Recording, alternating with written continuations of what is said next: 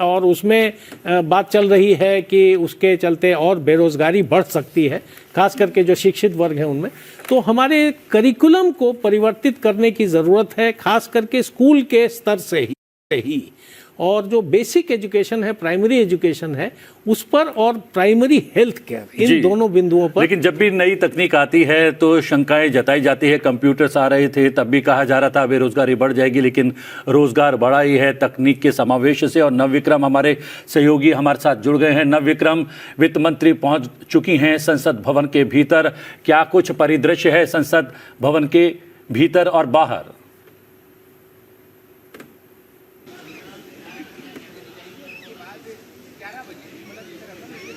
जी प्रतिबिंब, अभी से कुछ देर पहले वित्त मंत्री निर्मला सीतारमण और केंद्रीय वित्त राज्य मंत्री अंदर पहुंचे हैं और निश्चित तौर पर उम्मीदों का बजट है।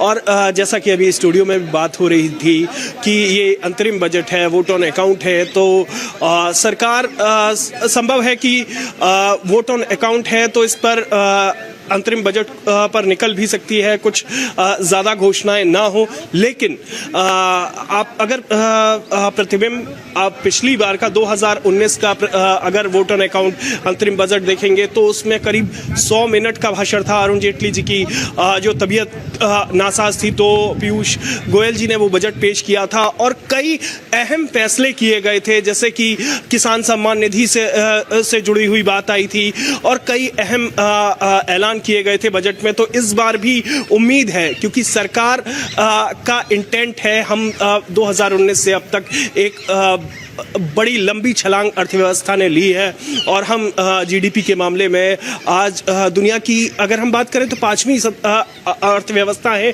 तो आगे का इंटेंट क्या होगा? कोशिश है सरकार की कि हम जो भारत एक आर्थिक महाशक्ति बने, विकसित देश बने। तो ऐसे में ये बजट निश्चित तौर पर सरकार की दिशा को जरूर दिखाएगा और इसमें निश्चित तौर पर हर वर्ग के लिए, जैसा कि अभी बात थी, भी आ रहे हैं कि एक तरह से नीति निर्देशक बजट हो सकता है। कैसी पॉलिसीज रहेंगी, किस तरह से जो रिफॉर्म्स लगातार सरकार की तरफ से चलाए जा रहे हैं उनको लेकर आगे बढ़ा जाएगा, इनके तमाम आयामों पर हम मेहमानों से भी चर्चा करेंगे। थोड़ा सा विक्रम, अगर हमें वहां की आप थोड़ी हलचल बता पाएं, कैबिनेट अप्रूवल लेना होता है पहले, क्या कुछ चल रहा है, क्या क्या प्रक्रिया होती है जो बजट पेश करने से पहले होती है, और अंतरिम बजट से पहले भी क्या यही प्रक्रिया है? अभी क्या कुछ होना है 11 बजे से पहले, अगर आप ये बता पाए हमें।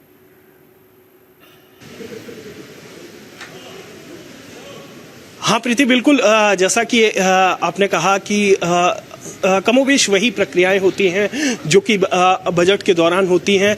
और जो आपने हलचल की बात की, चूंकि अभी मैं आपको नज़ारा दिखाना चाहूँगा, मकर द्वार से प्रवेश किया है वित्त मंत्री ने।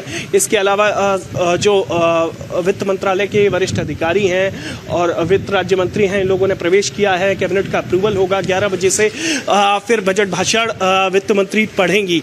और ये पहले जो होता था, बजट की कॉपीज आती थी और वो यहाँ पर रखी जाती थी पार्लियामेंट के परिसर में, फिर वो अंदर जाती थी। लेकिन अब आप जानते हैं कि प्रीति, पिछले कुछ समय से बजट को डिजिटाइज कर दिया गया है। तो एक टैबलेट के माध्यम से भी पहले भी वित्त मंत्री निर्मला सीतारमण ने बजट पढ़ा था, तो इस बार भी ये जो डिजिटाइज तौर पर बजट वो पढ़ेंगी, वो अपनी एक टैबलेट लेकर यहाँ पर आई थी और उसी टैबलेट के को लेकर जो पहले एक हमने देखा था, एक सूटकेस, ब्रीफकेस एक निशानी हुआ करता था बजट का, लेकिन अब वो बदल चुका है। अब वो एक टैबलेट के शक्ल में अख्तियार हो चुका है और अब वो टैबलेट लेकर वित्त मंत्री अंदर चली गई हैं। जी विक्रम, आपने जानकारी दी और आप वहाँ पर लगातार बने रहें, आपके पास अपडेट के लिए आते रहेंगे। अभी तक की अपडेट के लिए बहुत बहुत धन्यवाद।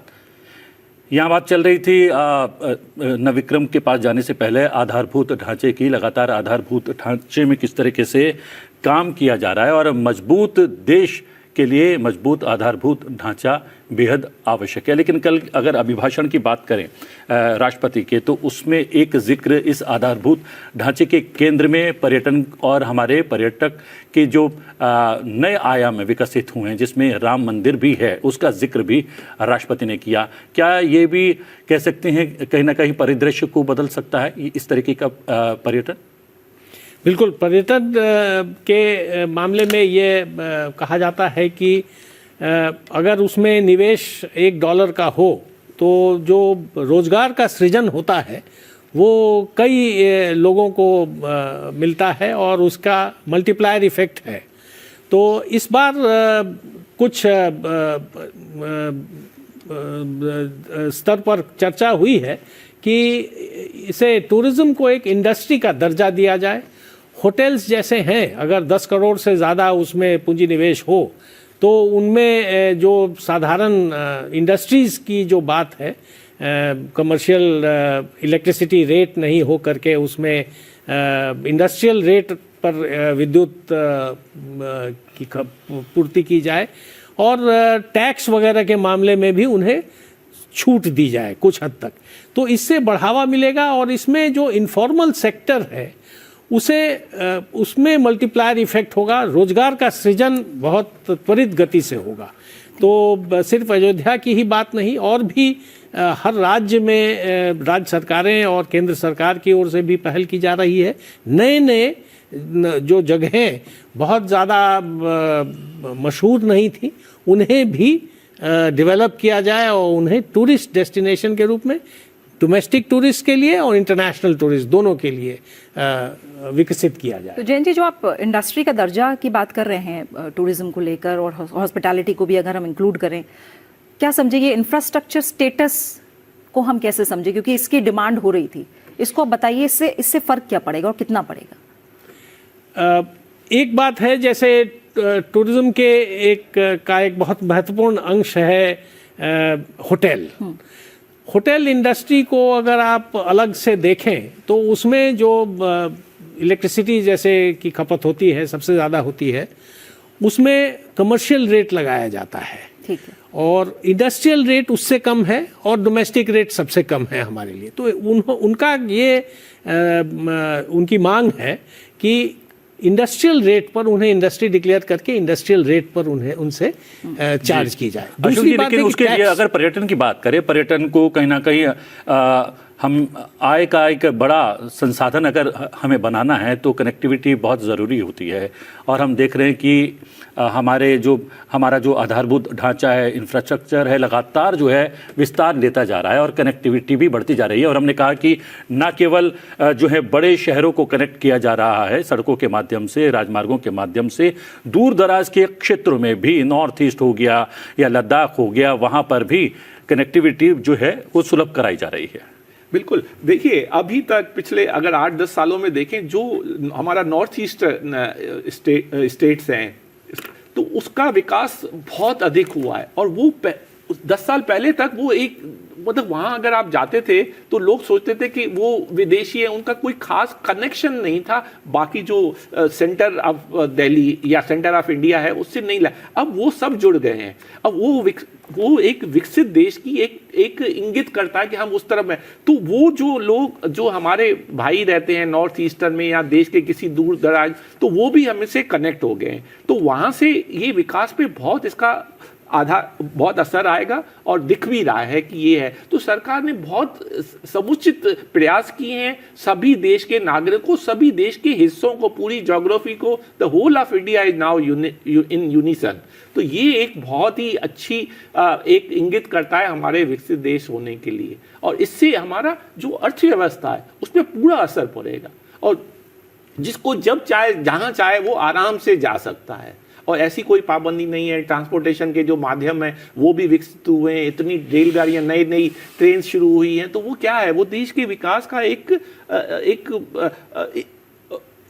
परिणाम है, एक प्रतिबिंब है। तो वो जो प्रतिबिंब दिख रहा है कि विकास का प्रतिबिंब है वो से हम सब लोग जुड़े। और जब तक आपकी कंट्री यूनिटी में नहीं होगी आप एक विकसित देश नहीं हो सकते। और ये हमारा बहुत जरूरी काम है। उसको हम पहले भूल गए थे कई सालों तक जी। अब हमने पिछले 8-10 सालों में इसकी ओर ध्यान दिया है और सिर्फ अर्थव्यवस्था काफी नहीं है, ये सारी चीजें भी अर्थव्यवस्था को सुदृढ़ बनाने में बहुत महत्वपूर्ण भूमिकाएं अदा कर रही हैं। लेकिन ट्रांसपोर्टेशन की आप बात करें तो प्रधानमंत्री ने एक वादा किया था कि हवाई चप्पल पहनने वाला भी जो है हवाई जहाज में सफर कर पाएगा, तो इस दिशा में क्या कुछ सरकार कर पाई है, कितनी सफल रह पाई है? देखिए, उसके लिए तो आप पर कैपिटा इनकम है वो आपकी इंक्रीज हुई है, और वो तब हुई है क्योंकि हमारी अर्थव्यवस्था सुदृढ़ हुई है। और वो जो अगर ये क्वेश्चन ये है कि आपका size of the cake expand हो रहा है, और ये वेल्थ क्रिएशन नहीं है, वेल्थ डिस्ट्रीब्यूशन भी है। पहले क्या था कि वेल्थ क्रिएशन तो हो रहा था लेकिन वेल्थ का डिस्ट्रीब्यूशन नहीं हो रहा था। अब वेल्थ का डिस्ट्रीब्यूशन भी धीरे धीरे हो रहा है। और जो जैसे 81 करोड़ आपने बात की कि 81 करोड़ देशवासियों को आप मुफ्त में ना दे रहे, इसका मतलब वो पहले भूखे सो रहे थे। तो अभी हमारा यूनाइटेड नेशन का भी एक ये ध्येय है कि पूरे संसार में कोई भी ऐसा एक आदमी भी नहीं हो जो रात को खाली पेट बिस्तर पे जाए। एक और हम लोगों का ध्येय था 2030 तक हमारी जो गरीबी है उसको आधा करने का ध्येय था, लेकिन जिस तरीके से पिछले 9 बरस में 25 करोड़ लोग गरीबी से बाहर आए हैं, तो माना यह जा रहा है कि हम वो अपना उद्देश्य, वो लक्ष्य समय से पहले ही जो है कहीं ना कहीं हासिल कर लेंगे। और जहाँ तक गरीबी की बात अब उठाई है प्रतिबिंब ने जैन जी, मैं थोड़ा सा समझना चाहूँगी क्योंकि बार बार यही बात है कि बहुत कम वक्त है, अब 10:15 हो चुका है। सीधे मैं आपके पास आऊँगी जैन जी। हमारे साथ एक और मेहमान जुड़ गए हैं, हमारे साथ अशोक सहगल जी जुड़े हैं, को चेयरमैन है CII नेशनल MSME काउंसिल के। अशोक सहगल जी, बहुत बहुत शुक्रिया संसद टीवी के साथ जुड़ने के लिए। कुछ ही पलों का इंतजार और है, जो अंतरिम बजट है वो हम लोग के सामने होगा, क्योंकि MSME सेक्टर को आप और बहुत ज़्यादा बारीकी से समझते हैं सहगल जी। मैं थोड़ा सा समझना चाहूँगी, जो हमारी इकोनॉमी है अभी वो हम देख रहे हैं कि इंडस्ट्री फोकस्ड है या सर्विस सेक्टर फोकस्ड है, इसमें MSME के रोल को आप किस तरह से देखते हैं, क्योंकि अपॉर्चुनिटीज़ भी बहुत ज़्यादा है और चैलेंजेस भी अभी बहुत ज़्यादा हैं। आप क्या एक्सपेक्ट कर रहे हैं इस बार अगर इंटरिम बजट की बात की जाए? देखिए, इंटरिम बजट तो ज़रूर है, पर हमें इसमें बहुत उम्मीद है कि जैसे पिछले कोविड के बाद हमने देखा कि सरकार ने मध्यम, लघु और सूक्ष्म उद्योग को बहुत सहायता दी और बहुत पैसे भी प्रदान किए अपनी बजट में, ताकि वो अपना काम बढ़ा सकें और दोबारा लाइन पे आ सकें। हमें यही उम्मीद है कि ये सपोर्ट मिलती रहेगी गवर्नमेंट से इस इंटरिम बजट में भी, और इसके अंतर्गत जो लघु और सूक्ष्म उद्योग खास करके हैं वो बढ़ते रहेंगे और अपनी पूरी सेहत बना सकेंगे। और सरकार के खर्च करने से जो सप्लाई चेन होती हैं उसमें छोटी इकाइयां और मध्यम इकाइयां और सूक्ष्म उद्यम सारे अपना सहयोग दे सकते हैं, और उसके थ्रू उनकी बिजनेस भी बढ़ेगी। और इससे जो कमज़ोर वर्ग के लोग हैं, खास करके जो बड़ी बड़ी कंपनियों में नहीं हैं, उनको भी आमदनी मिलेगी और इससे ओवरऑल डिमांड बढ़ेगी और ओवरऑल जीडीपी और इकोनॉमी में फ़ायदा होगा। हमें उम्मीद है कि सरकार इसी तरीके से हमें सपोर्ट करती रहेगी। जी अशोक जी, अगर बात की जाए तो क्रेडिट गारंटी स्कीम के तहत 5 लाख करोड़ स्वीकृत किए गए हैं MSME के लिए। इस पर मैं जानना चाहूँगा ये कितना महत्वपूर्ण है। और दूसरा, MSME सेक्टर के जो विशेषज्ञ हैं वो बार बार इस बात का जिक्र करते रहे हैं कि MS जो है, माइक्रो और स्मॉल इंडस्ट्री जो है, उसकी आवश्यकता है, उनकी मजबूरियाँ, उनका उद्देश्य वो थोड़ा सा अलग है। तो उसको अलग करके देखा जाए या उसको अलग करके जो है नीति निर्धारित की जाए? क्या आपको लगता है कि इस बजट के दौरान इसको एड्रेस किया जाएगा या आने वाले समय में सरकार इस और ध्यान देगी? ज़रूर सरकार ध्यान देगी, और जहां सब सूत्रों से जो हम सुन रहे हैं कि इस पे विशेष ध्यान अभी दिया जा रहा है। हमारा एक सुझाव है मिनिस्ट्री का, हालांकि डायरेक्टली बजट से कनेक्टेड नहीं है, कि MSME मिनिस्ट्री में सूक्ष्म उद्योग के लिए, माइक्रो यूनिट्स के लिए एक सेपरेट सेल बनाया जाए, जिससे उनकी खास जो समस्याएं हैं उन पे ध्यान दिया जाए।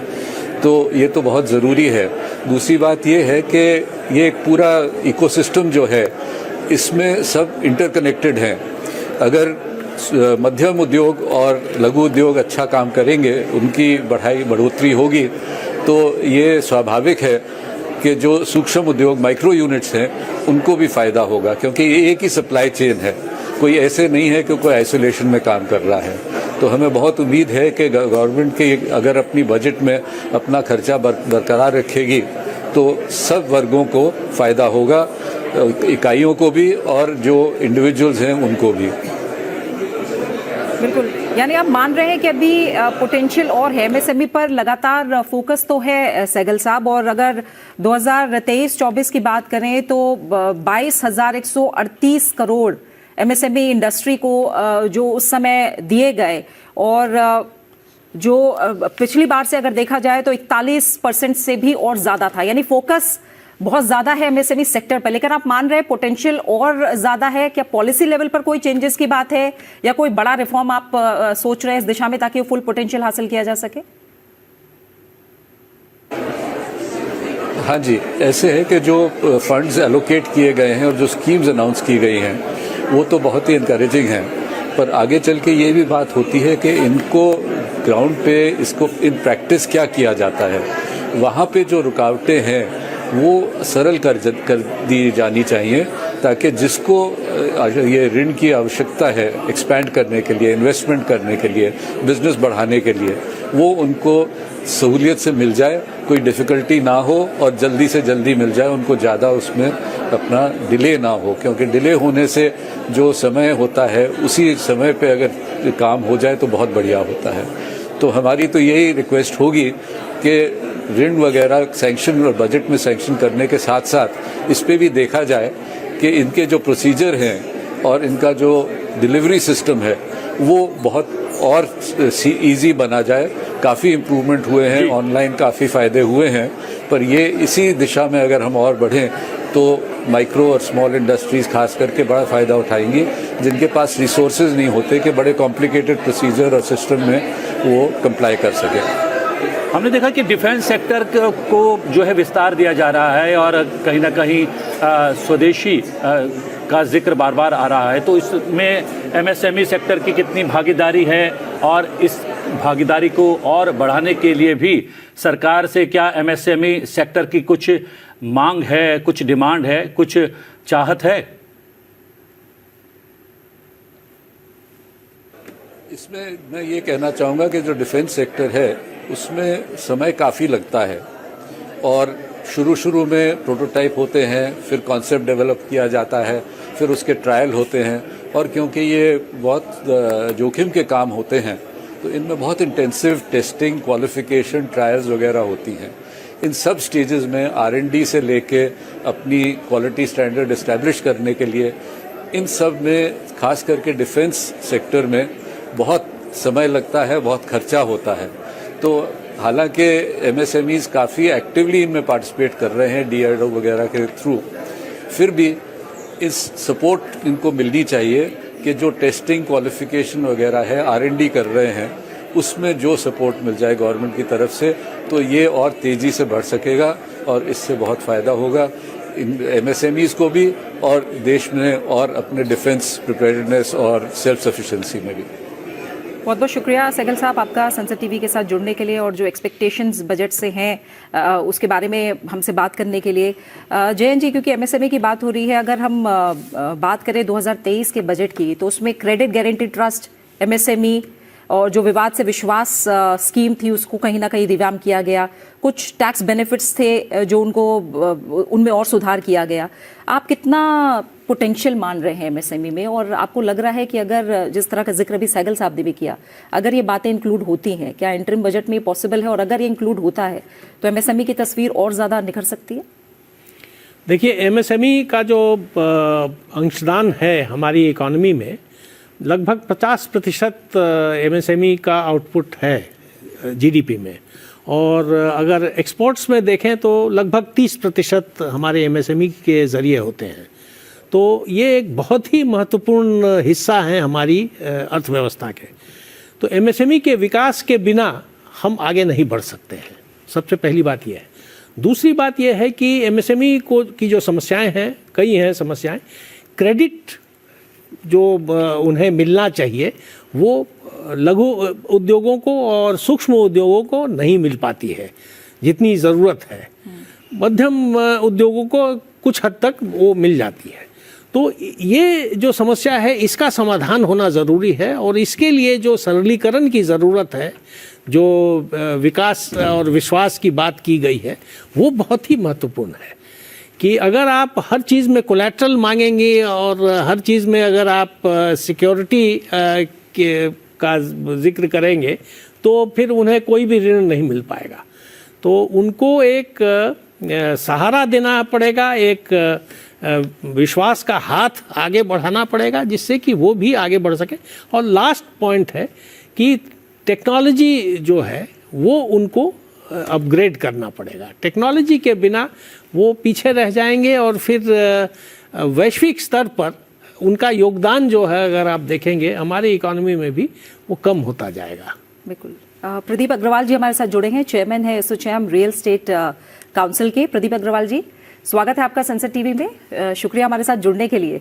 आप भी अपनी जो उम्मीदें हैं थोड़ा जाहिर कीजिए। रियल स्टेट सेक्टर की जब हम बात करते हैं, हम प्रदीप जी इस समय डिस्कनेक्ट हो गए, हम एक बार फिर से उनसे जुड़ने की कोशिश करेंगे।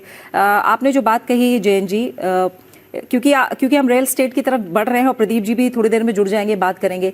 इंडस्ट्री स्टेटस की जब बात हो रही थी, टूरिज्म को लेकर, जब हॉस्पिटैलिटी को लेकर, रियल स्टेट सेक्टर भी ऐसा है जो काफ़ी टाइम से ये मांग कर रहा है कि हमें इंडस्ट्री का दर्जा मिले। रियल एस्टेट के साथ भी कुछ हद तक समस्याएं जो हैं सो बराबर हैं, और रियल एस्टेट में अब एक बहुत ही महत्वपूर्ण कदम उठाया गया है सरकार द्वारा, जिससे कि रेगुलेशन आया है। और अब जो उनके जो क्रेडिट नीड्स हैं, फाइनेंसिंग नीड्स हैं, उनके प्रति भी ध्यान देना पड़ेगा। बिल्कुल ठीक है। क्योंकि हाउसिंग लेड जो जीडीपी का ग्रोथ अगर आप देखेंगी तो उसमें हाउसिंग एक बहुत बड़ा रोल प्ले करता है। हाउसिंग को लेकर लगातार कोशिशें भी चल रही हैं और बड़े कदम भी उठाए जा रहे हैं। अशोक जी, मैं थोड़ा सा समझूंगी, आम आदमी ये कैसे समझे कि उसे क्या मिला है इस अंतरिम बजट में? क्योंकि सीधा सीधा हो सकता है हम टैक्स रिबेट ना देखें, सीधी सीधी कोई ऐसी बड़ी घोषणा ना देखें, लेकिन जो इनडायरेक्ट इफेक्ट आम आदमी पर पड़ता है वो कैसे समझे, और कितनी उम्मीदें इस बजट में आप कर रहे हैं? और दूसरी बात, जो सबसे बड़ी बात, जो बहुत लंबा चर्चा का विषय भी हाल फिलहाल चला है, वो है सोशल सिक्योरिटी, वेलफेयर स्कीम्स की बात करना और फ्रीबीज, इन दोनों का डिफरेंस क्या है? थोड़ा सा ये बात आप क्लियर करेंगे। जो हमारे देश में जो बिल्कुल बॉटम लाइन पे, बॉटम ऑफ द पिरामिड है, जो बिल्कुल ही निचले तबले के हैं, उसको कोई फर्क नहीं पड़ता आपने इनकम टैक्स में क्या रिबेट दी, क्या आपके स्लैब्स हैं, वो तो वैसे ही बेचारा टैक्स नहीं दे रहा। आप किसान है, अधिकांश 86% तो छोटे और सीमांत किसान है, उसको क्या फर्क पड़ता है आप 5 लाख रख रहे हैं कि 4 लाख रख रहे हैं कि 10 लाख रख रहे हैं, इट डजंट मैटर टू। तो अधिकांश लोग हमारे भारत में अभी भी ऐसे हैं जो इनकम टैक्स नेट से बिल्कुल बाहर हैं, उसको कोई फर्क नहीं पड़ेगा। जैसे आप, अब मेरा जो है एक आधारभूत कि आपको डायरेक्ट टैक्स पे ज्यादा ध्यान देना है इनडायरेक्ट टैक्स के। और इनडायरेक्ट टैक्स क्या है कि इसमें मूलभूत आपके माध्यम से ये बताना चाहेंगे, जो डायरेक्ट टैक्स है वो प्रोग्रेसिव है, तो वो सिर्फ उनको लगना चाहिए जिनकी इनकम एक सर्टेन लेवल से, जो हमारे संपन्न देश के जो संपन्न लोग हैं, और जो गरीब लोग हैं वो जो इनडायरेक्ट टैक्स है वो रिग्रेसिव है, उस पे उसकी मार ज्यादा आती है। तो इसको थोड़ा सा रेशनलाइज करना सरकार का जो ध्येय होना चाहिए कि आपको इनडायरेक्ट से डायरेक्ट टैक्स पे ज्यादा देना चाहिए और दूसरे तरह के रेवेन्यू आप जनरेट करिए। और जहां तक आपने ये प्रश्न पूछा फ्री बी और जो वेलफेयर स्कीम्स हैं, अशोक जी, अभी हम थोड़ा सा बता दें दर्शकों को कि जब राष्ट्रपति के पास पहुंची थी वित्त मंत्री निर्मला सीतारमण, तब की ये तस्वीरें हैं, और किस तरीके से शायद मीठी दही खिलाकर जो है, खीर खिलाकर जो है शुभ काम की शुरुआत होती है भारत में, उस सांस्कृतिक विरासत और का कहीं ना कहीं निर्वहन करती हुई राष्ट्रपति ने खीर खिलाई वित्त मंत्री को, और वित्त मंत्री पर निगाह है पूरे देश भर की। और जैसा प्रीति ने बार बार कहा है कि कुछ ही देर का समय है, वित्त मंत्री अपना बजट पेश करेंगी, छठा बजट पेश करने वाली है, अंतरिम बजट है, लेकिन अंतरिम बजट के भीतर भी क्या कुछ विशेष, क्या कुछ खास निकल कर आता है, उस पर हम लगातार अपने विशेषज्ञ मेहमानों से चर्चा कर रहे हैं। प्रीति, जो रियल एस्टेट की बात तुमने पूछी थी, उससे जुड़ा हुआ एक प्रश्न मेरे दिमाग में भी कौंध रहा था, मैं उस पर जो है प्रकाश डालना चाहता हूँ विशेषज्ञ मेहमानों के जरिए। आपने थोड़ी देर पहले बात की थी कि डिमांड जो है वो कहीं ना कहीं वो उतनी उस तरीके से इंक्रीज नहीं हुई है। और इसकी वजह ये भी है कि लगातार हम कभी कोरोना से पीड़ित रहे हैं, फिर आपने कहा कि वैश्विक परिदृश्य में भी जो है लगातार बदलाव आता जा रहा है, तनाव बढ़ता जा रहा है, ये भी एक वजह है। रियल एस्टेट में क्या पिछले कुछ वर्षों में जो नीति निर्धारित हुई है सरकार की ओर से अशोक जी, तो क्या डिमांड वहाँ पर बढ़ी है, जो एक चुनौती है सबसे बड़ी? देखिए, डिमांड बढ़ने का सब एक ही जरिया है, आपकी जो जीडीपी है वो आपकी एक्सपेंड हो, जो साइज ऑफ द केक बढ़े, और सिर्फ वेल्थ क्रिएशन पर्याप्त नहीं है, उसका वेल्थ का ठीक से डिस्ट्रीब्यूशन हो और इवन डिस्ट्रीब्यूशन हो, वो सबसे मुख्य बात है। आप सिम्टम्स पे काम करते रहेंगे लेकिन उसका कॉज नहीं देखेंगे तो बात नहीं बनेगी, स्टोरी कंप्लीट नहीं होगी। कई बार क्या होता है कि हमें इतनी जिज्ञासा रहती है या इतना हम जल्दी में होते हैं कि हम सिम्टम को ट्रीट करना चाहते हैं, लेकिन उसका जो उसके पीछे जो कारण है उस पर करना है। तो उसके लिए मेरा तो बड़ा निश्चित मत है कि आप इनकम को, जो वेल्थ जो जनरेट हो रही है उसको डिस्ट्रीब्यूट करिए। क्रिएट करना अच्छी बात है, क्रिएट करेंगे तभी डिस्ट्रीब्यूट करेंगे, लेकिन क्रिएट करते हुए वहां रुकना नहीं है, उसको डिस्ट्रीब्यूट। तो वहां पे जैसे प्रीति जी ने अभी क्वेश्चन पूछा कि साहब आप जो फ्री भी और जो वेलफेयर स्कीम है उसमें क्या अंतर? वेलफेयर स्कीम है कि वो लॉन्ग टर्म इम्पैक्ट कर रहा है कि नहीं कर रहा है, और वो हमें देखना है कि हमारा कोई भी जो हमारे देश का नागरिक है कभी भूखे पेट अपने बिस्तर पे न जाए। तो वो मुख्य, वो सरकार उस पर समुचित काम कर रही है, प्रोग्राम है, पॉलिसीज हैं। और दूसरा है कि रोजगार प्रदान करना, और रोजगार के अलावा उसको स्किल की, जैसे हमारे जयंत जी ने कहा कि स्किल डेवलपमेंट बहुत जरूरी है। अब मुझे एक तरह तो बहुत अच्छी बात है, एमजी नरेगा में 14.7 करोड़ लोग हैं, वो अच्छी बात है, लेकिन उससे थोड़ा सा दुख भी होता है। दुख इसलिए होता है कि अभी भी 10% से ज्यादा हमारे देश के लोग हैं जो 250 और 300 रुपए में काम कर रहे हैं। जी, सीधी सीधी बात है कि कहीं ना कहीं हमारी जेब भरी होनी चाहिए। हाँ, तो उनको अप स्किल करना है, you up skill the skills of unskilled worker, और तभी हमारा देश उन्नत, और तभी डिमांड जनरेट होगी, और तभी हाउसिंग भी वो खरीद पाएंगे। अब ये सारी चीजें कनेक्टेड हैं, वो आपस में। एक कनेक्शन और है जयंत जी, वो है लोन का। एनपीए जो है एक चुनौती है बैंकिंग सेक्टर के सामने, और ये चुनौती और ज्यादा विकराल रूप ना ले, इसलिए थोड़ा सा हाथ कहीं ना कहीं रोक दिया है लोन देने में बैंकिंग ने। तो क्या वो एक जो है उस तरफ सरकार को काम करना चाहिए, और बैंक में इस बात का भी निर्धारण करना चाहिए कि आम लोगों को घर खरीदने में कम ऋण पर और सुलभ तरीके से लोन जो है मुहैया करवाया जाए? दो बिंदु हैं। एक तो 2018 के बाद जो रिकैपिटलाइजेशन हुआ बैंक्स का, और जो उनके बैलेंस शीट क्लीन अप कर दिए गए, जो नॉन परफॉर्मिंग एसेट्स को हटाया गया, उससे बैंकों को बड़ी सहूलियत हुई है, उनकी जो लेंडिंग की क्षमता है वो बढ़ी है। तो बैंक इस समय उनको रुपयों की मतलब कमी नहीं है लेंड करने के लिए। दूसरी बात यह है डिमांड की बात, उसमें हाउसिंग में एक अनिश्चयता बनी रहती थी, खास करके रियल्टी क्षेत्र जो है ये नियंत्रित नहीं था, रेगुलेटेड नहीं था। तो रेरा के आने के बाद से अभी की जो परियोजनाएं ली जा रही हैं, खास करके बड़े शहरों में, टियर 2 टियर 3 सिटीज़ में भी, वो अब नियंत्रित हो रही हैं। इसलिए जो निवेशक हैं, जो घर खरीदना चाहते हैं, उनका विश्वास बढ़ा है, ट्रस्ट बढ़ा है। और अब तीसरी बात यह है कि बैंक जो जिस रेट पर उन्हें देती है हाउसिंग लोन, उसे कम करना चाहिए कि नहीं। तो इसका तो सरोकार है कि साहब उसमें सब्सिडी का एलिमेंट नहीं होना चाहिए मेरे ख्याल से, गरीब तबके को छोड़ करके, और उसमें वो डिपेंड करेगा मार्केट फोर्सेस पर कि क्या रेट बैंक का होना चाहिए, इन्फ्लेशन कहाँ पर है, और उस लिहाज से वो चलेगा। बिल्कुल, आप अपनी बात पूरी कीजिए अशोक जी, बहुत संक्षेप में।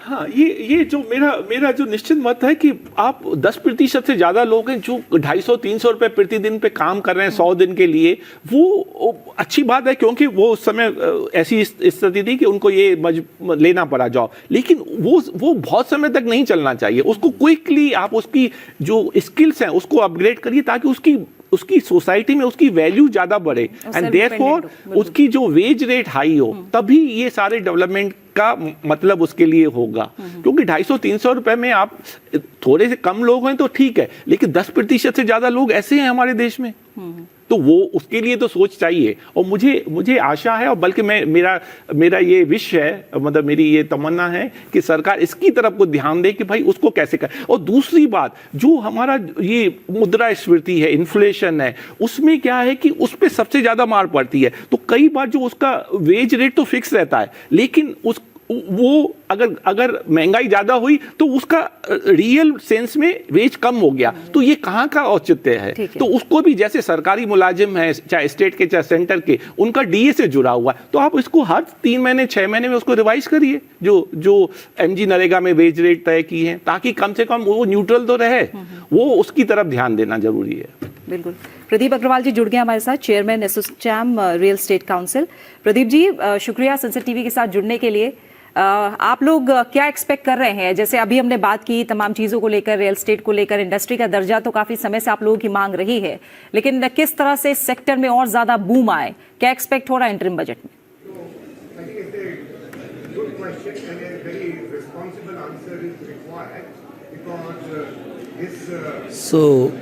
Thank you. सबसे पहले तो मैं ये कहूँगा कि आपने बिल्कुल ठीक कहा कि रियल एस्टेट जो सेक्टर है उसकी काफ़ी वक्त से डिमांड रही है कि उसको इंडस्ट्री का स्टेटस मिलना चाहिए, क्योंकि उसके बेनिफिट्स बहुत ज़्यादा हैं। लेकिन मुझे लगता है इंटरिम बजट है, शायद हो सकता है इसके अंदर वो जो फैक्टर है वो फैक्टर इन किया जाए या उसमें कुछ वक्त लगे, लेकिन कुछ चीज़ें ऐसी ज़रूर हैं जो मैं उम्मीद कर रहा हूँ वित्त मंत्री जी से, क्योंकि कॉमन मैन की जो पॉकेट है उस तक उन्हें पहुँचना बहुत ज़रूरी है। तो खास करके 2-3 चीज़ें ऐसी हैं जो रियल एस्टेट सेक्टर को और एक कॉमन मैन को कहीं ना कहीं रिलैक्स देंगी, जिसके अंदर खास करके जो एक सेक्शन 24 के अंडर एक जो इंटरेस्ट, जो होम लोन का इंटरेस्ट है उसके ऊपर मिलने वाली जो रिबेट है वो अभी 2 लाख रुपए है।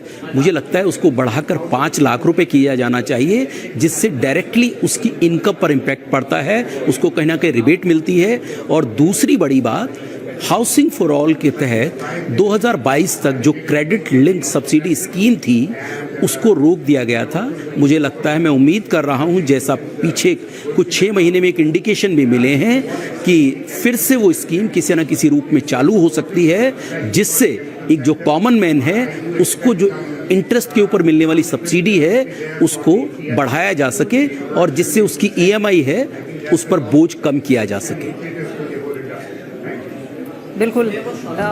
तो देखते हैं कि आखिर इंटरिम बजट है, जैसा आपने शुरू में भी कहा, उसमें क्या ये दोनों पॉइंट शामिल होंगे, इस पर ज़रूर नज़र रहेगी। इसके अलावा जो तमाम चिंताएं बायर्स की तरफ से भी रही हैं प्रदीप जी, हम देखते हैं कि लगातार इसको रेगुलाइज करने की कोशिश हो रही है, समय पर लोगों को घर मिले इसकी भी कोशिश हो रही है। एक बायर के नज़रिए से आप क्या सोच रहे हैं, क्या हो सकता है बजट?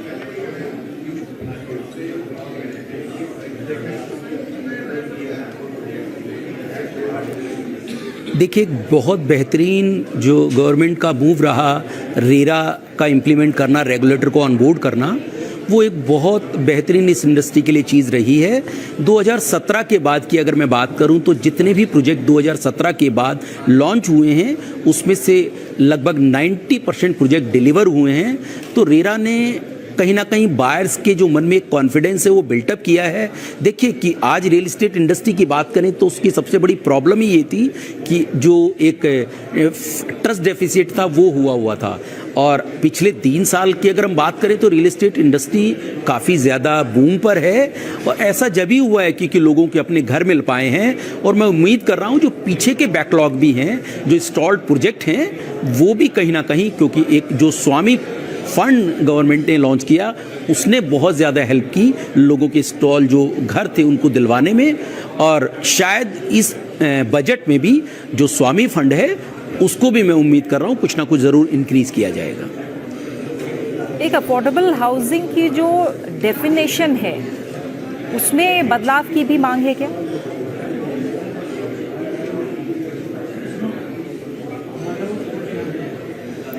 प्रदीप जी। बिल्कुल, आपने ठीक कहा, ये विश लिस्ट हमारी बहुत लंबी है जी। इसके अंदर देखिए, आज अगर अर्बन एरियाज की बात करें, मेट्रो सिटीज़ के सराउंडिंग की बात करें, सो जो घर हैं 45 लाख रुपए तक के, वो लेना कहीं ना कहीं असंभव की तरफ है। तो बिल्कुल, तो मुझे लगता है कि जो अफोर्डेबल हाउसिंग की डेफिनेशन है वो अब चेंज की जानी चाहिए। एक तो जो कारपेट एरिया है वो 60 मीटर तक है, उसको बढ़ाकर 90 मीटर किया जाना चाहिए। और जो प्राइस पॉइंट है कि 45 लाख रुपए तक के घरों को अफोर्डेबल हाउसिंग की डेफिनेशन में रखा गया है, उसको बढ़ाकर कम से कम 75 लाख रुपए किया जाना चाहिए, जिससे एक जो कॉमन मैन है, खास करके अर्बन एरियाज में, मेट्रो सिटीज के सबब में रहने वाले लोगों को अपने घर का सपना पूरा हो सके। तमाम बातों का जिक्र यहाँ पर किया है जयंत जी। आप हमारे साथ बने रहिए प्रदीप जी, कुछ और बातों पर चर्चा के लिए हम आपके पास रुक करेंगे।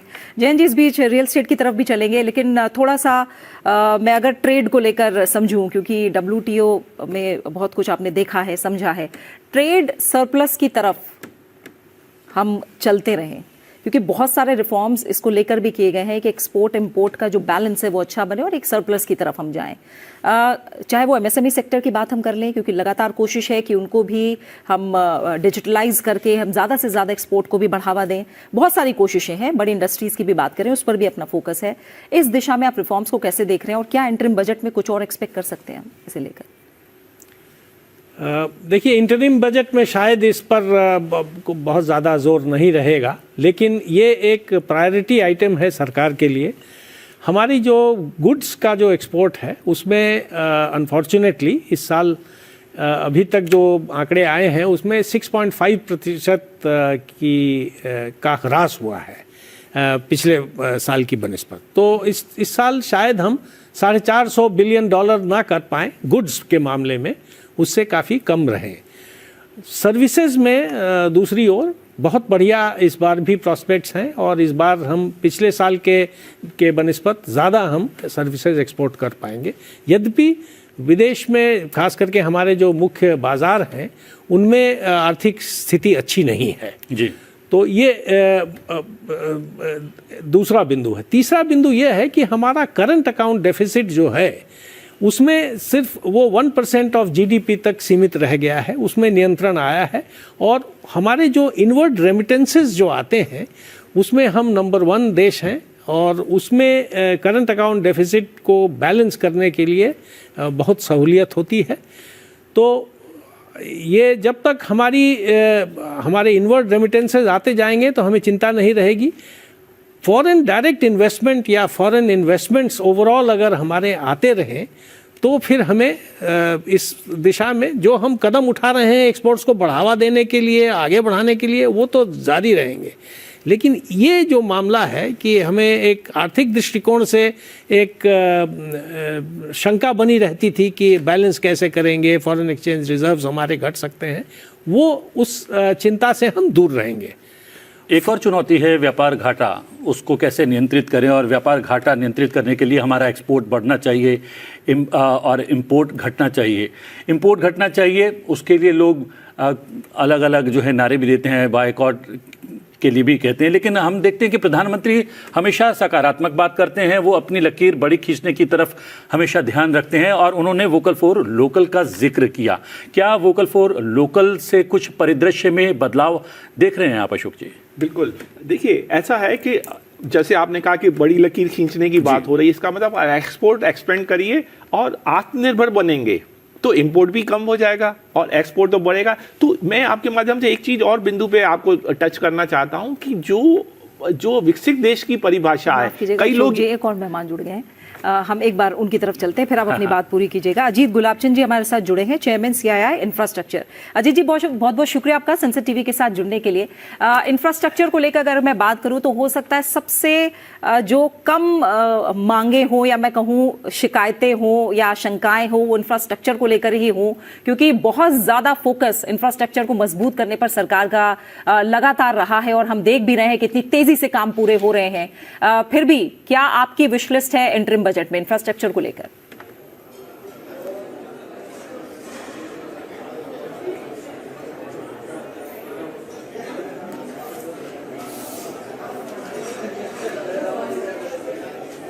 जी अजीत जी, आप सुन पा रहे हैं मुझे?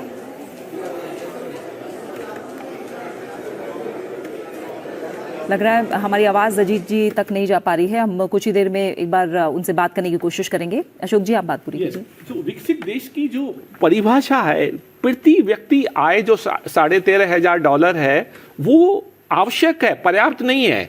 और पर्याप्त होने के लिए, विकसित के लिए एक कारण ये भी होना चाहिए, जो पैमाना है विकसित के लिए, कि आपका जो एक्सपोर्ट बेस है वो एकदम वाइड होना चाहिए, और उसके प्रयास वो भी एक विकसित बनाएगा। अर्थव्यवस्था पे उसका असर होगा, वो तो सर्वविदित है, लेकिन ये भी आवश्यक है विकसित देश बनने के लिए कि आपका जो एक्सपोर्ट है वाइड बेस। तो मेक इन इंडिया है एंड आत्मनिर्भर, ये दो चीजें साथ साथ मिलके हमें ये इस तरफ जाने देगा, और हम नेट एक्सपोर्ट, हमारा जो ट्रेड होगा, एक्सपोर्ट विल बी मोर, मतलब उससे अधिक होगा हमारे इंपोर्ट से, क्योंकि आत्मनिर्भर से आप कई चीज़ें स्वयं बना रहे हैं। और मेक इन इंडिया में हमारा ऐसा प्रोडक्ट बनना चाहिए क्वालिटी पे जीरो डिफेक्ट जिसे कहते हैं। उससे क्या होगा कि कहीं भी आप विदेश में जाएंगे, कहेंगे हाँ ये मेक इन इंडिया है, तो उस पर भरोसा रहेगा लोगों का कि हाँ भाई मेक इन इंडिया तो ये अच्छा प्रोडक्ट होगा, खरीद लीजिए। तो उससे ये आपका बहुत ही उस पर रहेगा। इसलिए हमें क्वालिटी पे भी ध्यान देना चाहिए, जीरो डिफेक्ट पे भी ध्यान देना चाहिए,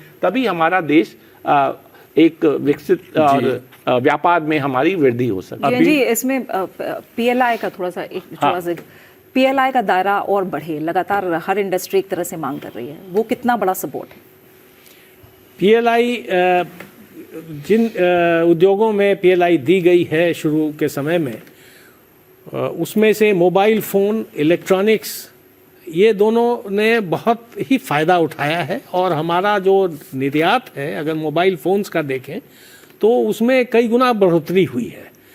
तो बाकी सब क्षेत्र भी आगे आ रहे हैं, उसमें टेक्सटाइल्स और फार्मा और एक और क्षेत्र है जिसमें कुछ परिवर्तन की बात चल रही है, क्योंकि उसका दायरा कुछ सीमित था पीएलआई स्कीम का, तो उसे और बढ़ाने की बात हो रही है। और नए नए क्षेत्र हैं जो मांग कर रहे हैं कि हमें भी पीएलआई मिलनी चाहिए। फुटवेयर है, जेम्स एंड ज्वेलरी है, बहुत सारे क्षेत्र हैं जो अब उसमें दो बिंदु आते हैं। एक तो कि वो इन्वेस्टर के लिए कहाँ तक फ़ायदेमंद होगा, इन द सेंस कि वो इन्वेस्टमेंट इंटेंसिव है कि नहीं।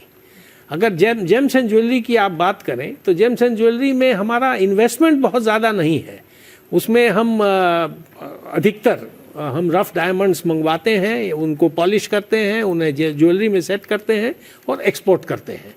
तो उसमें हमारा वैल्यू एडिशन एक्चुअली 10% से ज़्यादा नहीं है। 90% रफ डायमंड्स की ही कीमत है, जहाँ तक हमारी जानकारी है। तो जेम्स एंड ज्वेलरी भी एक सेक्टर है जिसमें निर्यात बहुत होता है, लेकिन उसमें आयात भी बहुत होता है रफ डायमंड्स का। बिल्कुल। तो और एक बार हम फिर से रुक करते हैं। अजीत गुलाबचंद जी हमारे साथ जुड़े हुए हैं, चेयरमैन सीआईआई इंफ्रास्ट्रक्चर। अजीत जी, आप मुझे सुन पा रहे हैं?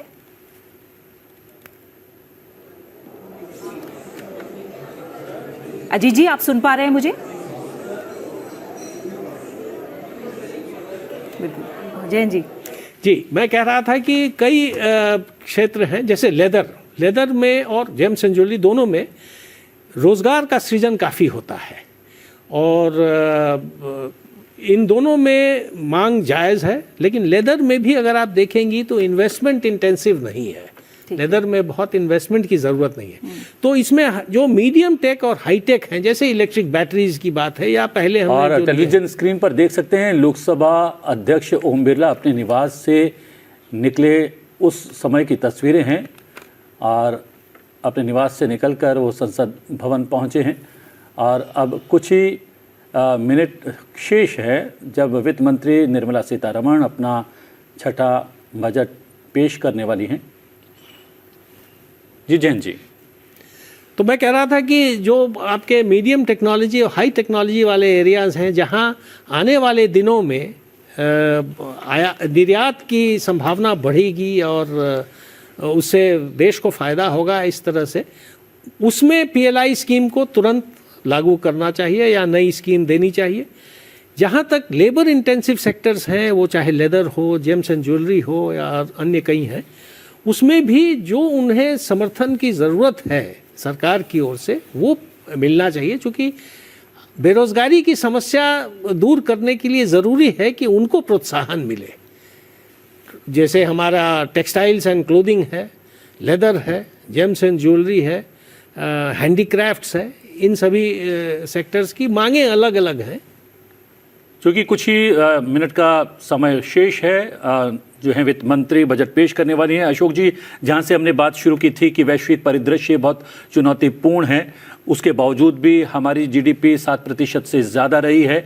बड़े और विकसित देशों की 2.5-3 के करीब ही जो है जीडीपी सिमट कर रह गई है। इसकी वजह एक ये भी है कि हमारी अर्थव्यवस्था कहीं ना कहीं जो हमारा आंतरिक बाज़ार है, घरेलू बाज़ार है, उस पर आधारित है। हमारे तीज त्योहार, हमारे कार्यक्रम, हमारी शादी ब्याह, वो जो है बहुत जो है कहीं ना कहीं प्रभावित करती हैं हमारी अर्थव्यवस्था को। बिल्कुल, जो ये जैसे आपने कहा बिल्कुल ही सही कहा, मैं इससे 100% सहमत हूँ। तो ये अगेन वही बात है कि आपको इस पे ध्यान देना है कि आप जो किसान लोग हैं, जैसे 4 मैंने समूह की बात की, उसमें से एक किसानों का, उसकी आय पे उनके लिए उनकी बहुत सारी समस्याएं, उनको हमें एड्रेस करना होगा, उनको करना होगा, क्योंकि डिमांड वहां से जनरेट होती है, क्योंकि वो हमारा प्राइमरी सेक्टर है बेस में। अब जैसे आप एक छोटा सा आपको मैं उदाहरण के तौर स्पष्ट करूंगा कि अगर आप रॉकेट को लॉन्च करते हैं तो उसको टॉप से नहीं आग देते हैं, नीचे से देते हैं, तभी ऊपर जाएगा। तो ऐसे किसान हैं, हमारे बॉटम है, हमारी अर्थव्यवस्था में बिल्कुल नीचे हैं और वो दिखते नहीं है, लेकिन हमारी इमारत जो अर्थव्यवस्था की इमारत है उसी पे ही बुलंद होगी। और इसलिए किसानों को हमें ज़्यादा से ज़्यादा उनको एम्पावर करना है। उनकी जो समस्याएं मंडी तक, बीज से बाजार तक, और उनकी आय पे ज़्यादा ध्यान देना चाहिए, डाइवर्सिफिकेशन करना चाहिए। और फिर जो हमारा पानी की समस्या है वो बहुत विकट समस्या हो रही है, और उसको अगर अभी ध्यान नहीं दिया तो उसके लिए प्रॉपर जो डाइवर्सिफिकेशन बहुत ज़रूरी है। कि हम राइस इतना पानी लेता है उसको हम एक्सपोर्ट करने लगते हैं और खुश होते हैं कि हाँ भाई हमारा एक्सपोर्ट बढ़ गया, लेकिन ये नहीं देखते कि उसमें पानी भी एक्सपोर्ट हो रहा है हमारा। बिल्कुल। तो अब कुछ ही पलों का वक्त है और तस्वीरों में भी हम लगातार देख रहे हैं, और करीब करीब 10 मिनट का वक्त जब कार्रवाई की शुरुआत होगी। और बजट सत्र में 1 तारीख काफ़ी अहम दिन, जब अंतरिम बजट 2024 हम सामने देखेंगे। और जिस तरह से प्रधानमंत्री ने भी जिक्र किया था कि नारी वंदन से जो बजट है उसका आगाज होगा, तो राष्ट्रपति से जो औपचारिक मंजूरी है वो मिलने के बाद अब वित्त मंत्री निर्मला सीतारमन संसद भवन पहुंची हुई हैं। अभी थोड़ी देर पहले हमने तस्वीरें देखी, लोकसभा अध्यक्ष ओम बिरला भी संसद भवन पहुंच गए हैं। कुछ ही पलों का इंतजार है, और जैसा प्रतिबिंब हम लगातार कह भी रहे हैं कि अंतरिम बजट होगा, क्या इसमें बड़े ऐलान संभव हैं? तो इस पर तमाम जो विशेषज्ञ हैं यहाँ उन्होंने भी अपनी राय दी है, क्योंकि तुलना की जा रही है 2019 के अंतरिम बजट से, जब कुछ बड़े ऐलान हमने देखे थे जिनका सीधा सीधा फायदा किसानों को और एक बड़े तबके को हुआ था। तो देखना होगा कि आज बजट में किस तरह के ऐलान मुमकिन है। कुछ ही पलों में हम चलेंगे, लगातार हम तस्वीरें आपको दिखा भी रहे हैं। मैं चाहूंगी एक बार फिर से वो तस्वीरें हम दिखाएं जब राष्ट्रपति से मंजूरी मिली और नारी वंदन से ही आगाज हो रहा है बजट का। ये तस्वीरें प्रतिबिंब, जैसा मैंने कहा कि प्रधानमंत्री ने भी ये बात कही, वित्त मंत्री निर्मला सीतारमन, नारी शक्ति आज हम देखेंगे जो बजट पेश करेंगी वित्त मंत्री निर्मला सीतारमन। राष्ट्रपति के अभिभाषण से बजट सत्र की शुरुआत हुई। राष्ट्रपति द्रौपदी मुर्मू ने कल जो अभिभाषण दिया उसमें तमाम बड़ी बातें सरकार की उपलब्धियों को लेकर कही गई। सरकार का फोकस आगे क्या रहेगा, किस तरह का रोड मैप होगा, ये बातें भी तमाम निकल कर आई हैं। तो आज बजट, कुछ ही पलों का इंतजार। और एक उपलब्धि जो है वो उसकी चर्चा हम लोग नहीं कर पाए हैं, उसका जिक्र आपने कर दिया है कि रॉकेट में नीचे से आग लगाई जाती है।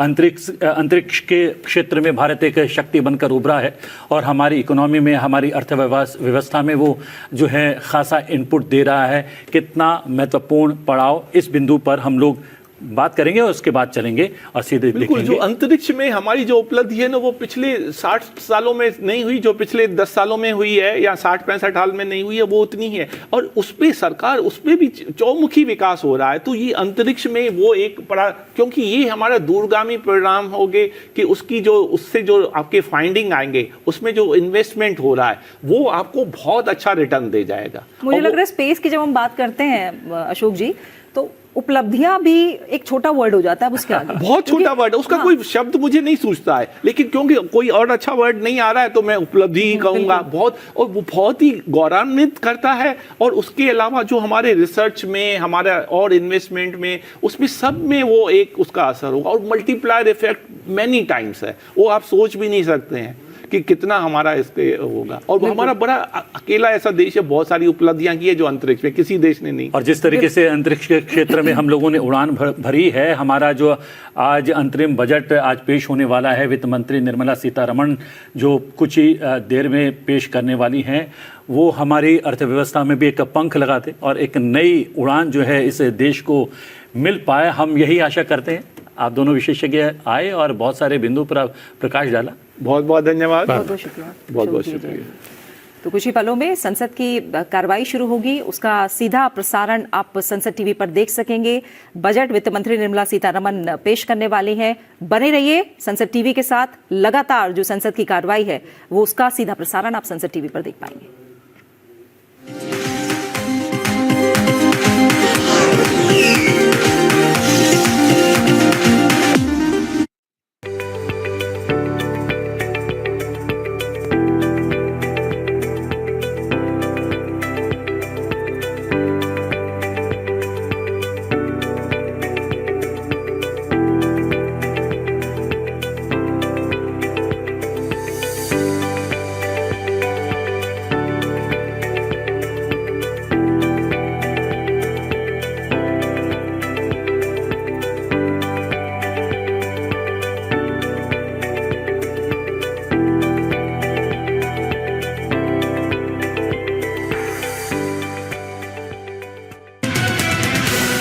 What is Finance Bill?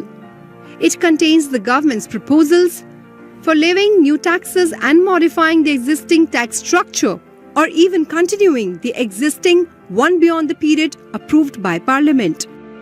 It is submitted to Parliament along with the budget.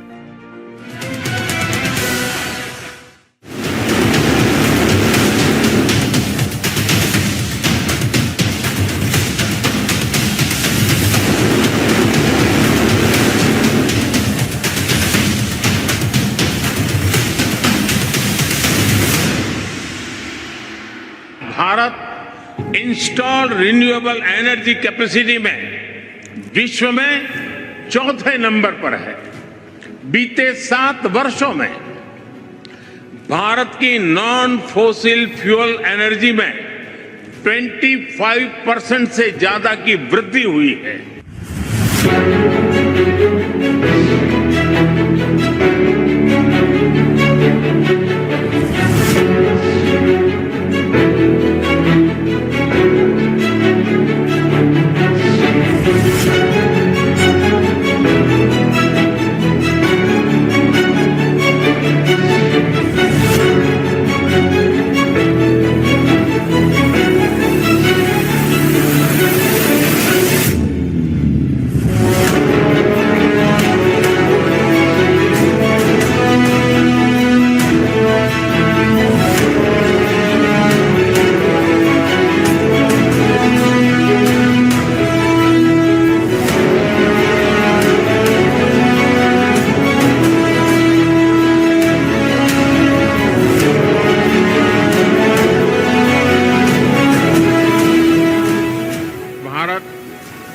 विश्व में लीड ले रहा है वो है ग्रीन हाइड्रोजन का।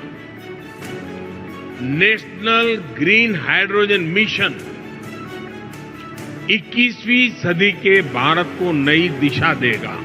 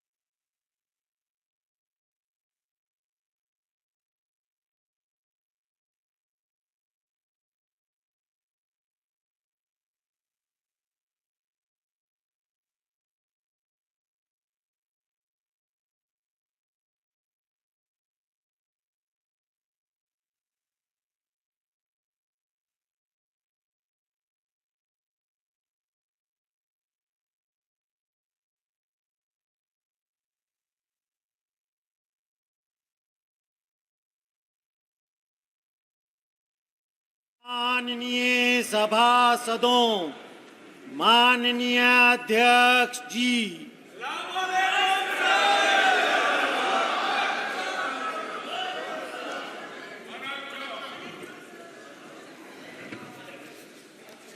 माननीय सदस्यगण, आपको बुलेटिन भाग 2 के माध्यम से पहले ही सूचित किया गया है कि माननीय वित्त मंत्री जी के बजट भाषण की प्रतियां आपको हार्ड कॉपी के रूप में उपलब्ध कराई जाएगी। अतः बजट प्रस्तुत हो जाने के पश्चात माननीय सदस्य बजट भाषण की प्रति प्रकाशन काउंटर से प्राप्त कर सकते हैं। आपको ये भी सूचित किया जाता है कि माननीय मंत्री द्वारा बजट प्रस्तुत किए जाने के पश्चात उसे मेंबर पोर्टल पर भी उपलब्ध करा दिया जाएगा। माननीय वित्त मंत्री जी,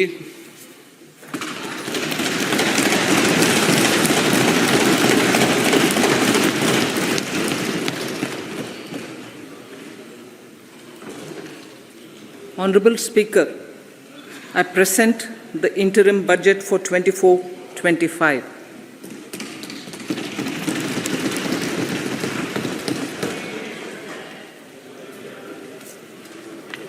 The Indian economy has witnessed profound positive transformation in the last 10 years. The people of India are looking ahead to the future with hope and optimism. With the blessings of the people, when our government under the visionary and dynamic leadership of Honorable Prime Minister Shri Narendra Modi assumed office in 2014, the country was facing enormous challenges. With Sabka Saath, Sabka Vikas as its mantra, the government overcame those challenges in right earnest. Structural reforms were undertaken. Pro-people programs were formulated and implemented promptly. Conditions were created for more opportunities for employment and entrepreneurship. The economy got a new vigor. The fruits of development started reaching the people at scale. The country got a new sense of purpose and hope. Naturally, the people blessed the government with a bigger mandate. In the second term, our government, under the leadership of Honorable Prime Minister, doubled down on its responsibilities to build a prosperous country with comprehensive development of all people and all regions. Our government strengthened its mantra to Sabka Saath, Sabka Vikas and Sabka Vishwas. Our development philosophy covered all elements of inclusivity, namely social inclusivity through coverage of all strata of the society, and geographical inclusivity through development of all regions of the country. With the whole of nation approach of Sabka Prayas, the country overcame the challenges of once in a century pandemic, took long strides towards Atmanirbhar Bharat, committed to Panch Pran, and laid solid foundations for the Amrit Kal. As a result, our young country has high aspirations, pride in its present, and hope and confidence for a bright future.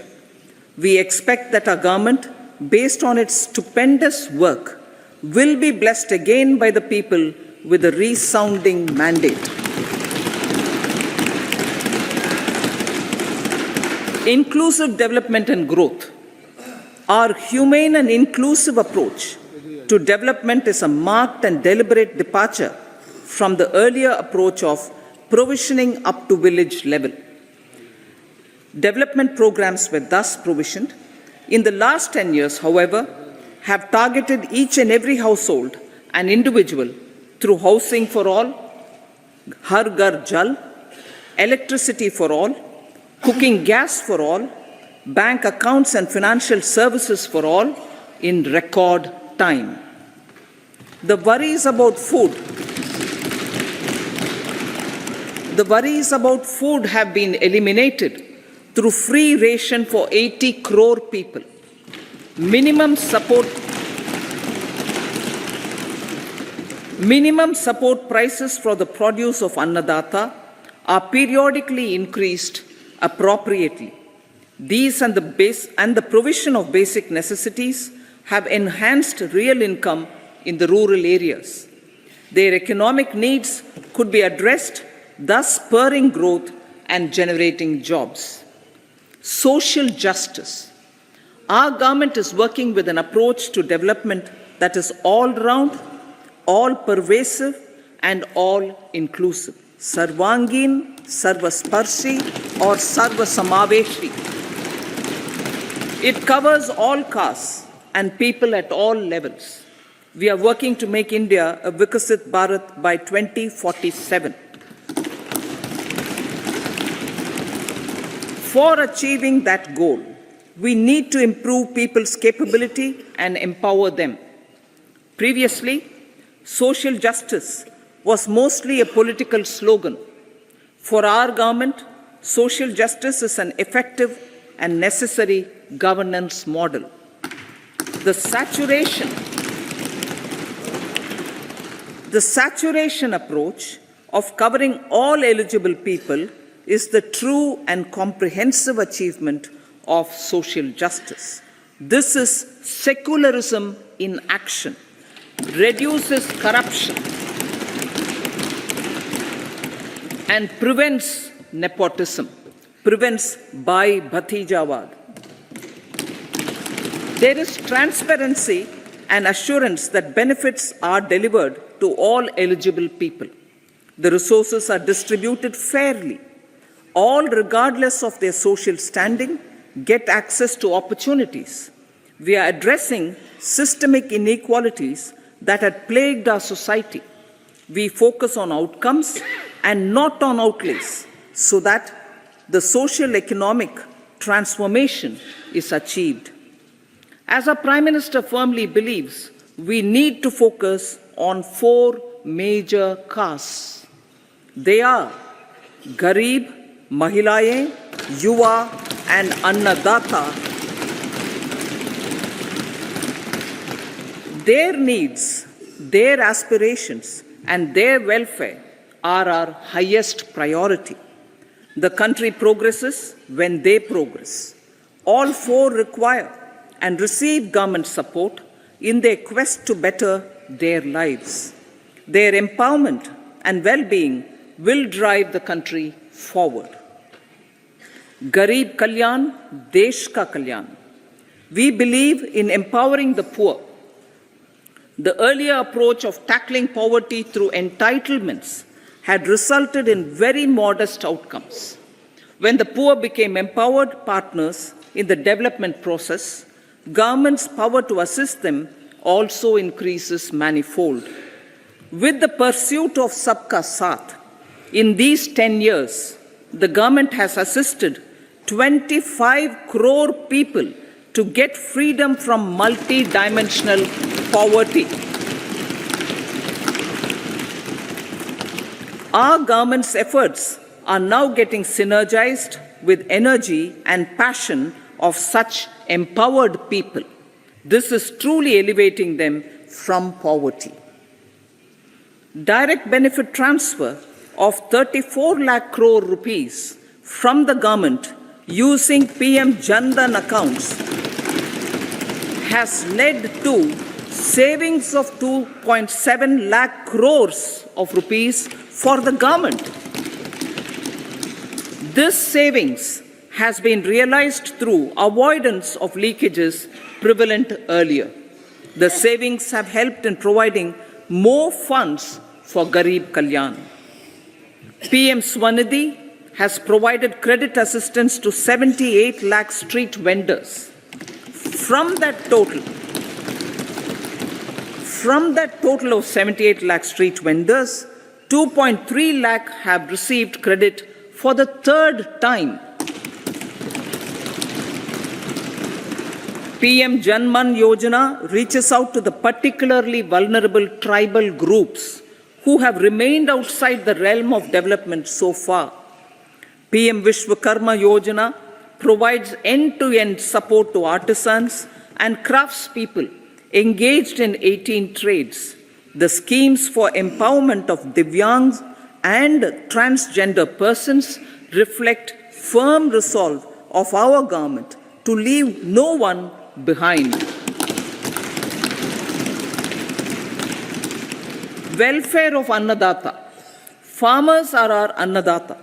Every year under PM Kisan Samman Yojana, direct financial assistance is provided to 11.8 crore farmers, including marginal and small farmers.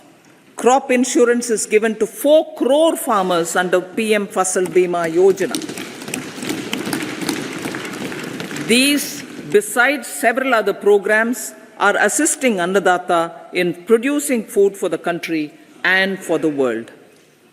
Electronic National Agricultural Market has integrated 1,361 mandis and is providing services to 1.8 crore farmers with trading volume of 3 lakh crores of rupees. The sector is poised for inclusive, balanced, higher growth and productivity. These are facilitated from farmer-centric policies, income support, coverage of risks through price and insurance support, promotion of technologies and innovations through startups. Empowering the Amrit PD, the Yuva. Our prosperity depends on adequately equipping and empowering the youth. The National Education Policy 2020 is ushering the transformational reforms. PM Schools for Rising India, PM Shri, are delivering quality teaching and nurturing holistic and well-rounded individuals. The Skill India mission has trained 1.4 crore youth, upskilled and reskilled 54 lakh youth, and established 3,000 new ITIs. A large number of institutions of higher learning, namely 7 IITs, 16 triple ITs, 7 IIMs, 15 AIMS, and 390 universities have been set up. PM Mudra Yojana has sanctioned 43 crore loans aggregating to 22.5 lakh crores of rupees for entrepreneurial aspirations of our youth. Besides that, Fund of Funds, Startup India, and Startup Credit Guarantee schemes are assisting our youth.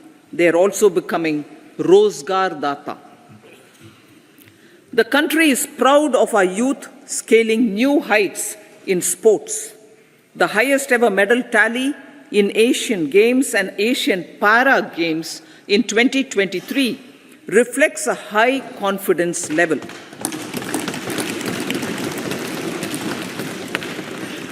Chess prodigy and our #1 ranked player Pragnananda put up a stiff fight against the reigning world champion Magnus Carlsen in 2023.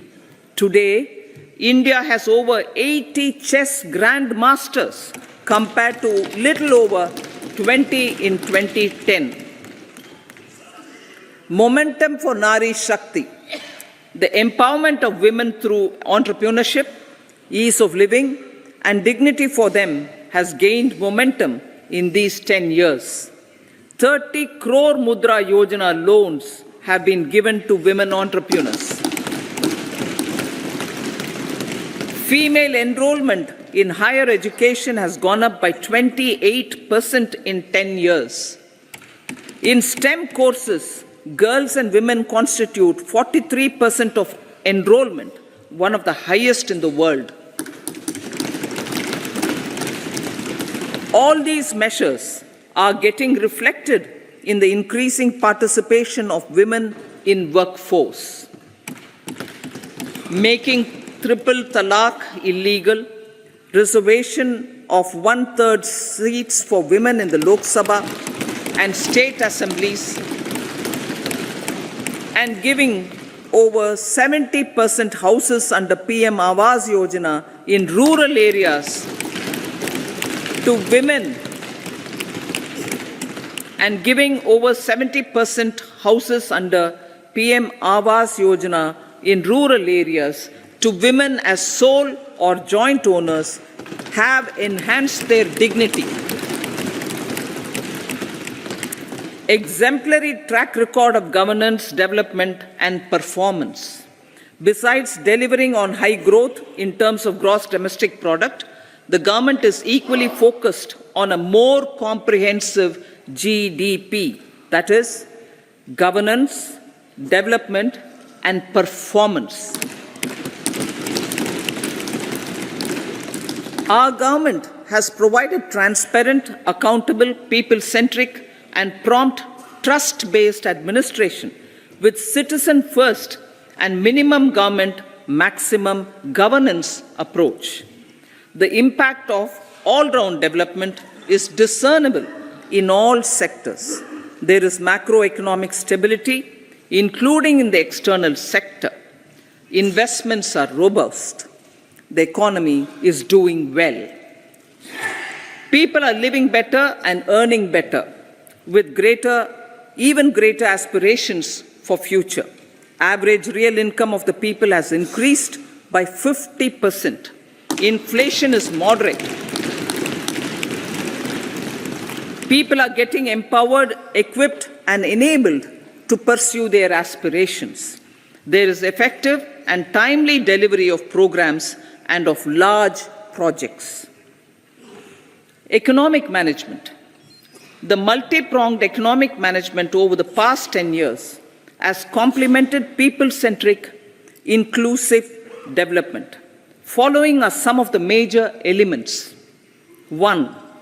All forms of infrastructure, physical, digital, or social, are being built in record time.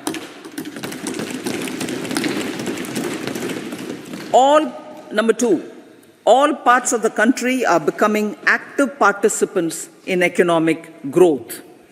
Number 3, digital public infrastructure, a new factor of production, as if in the 21st century, is instrumental in formalization of the economy. Number 4, goods and services tax has enabled one nation, one market, one tax. Tax reforms have led to deepening and widening of tax base. Number 5, strengthening of the financial sector has helped in making savings, credit, and investments more efficient. Number 6, GIFT, IFSC, and the Unified Regulatory Authority, IFSCA, are creating a robust gateway for global capital and financial services for the economy.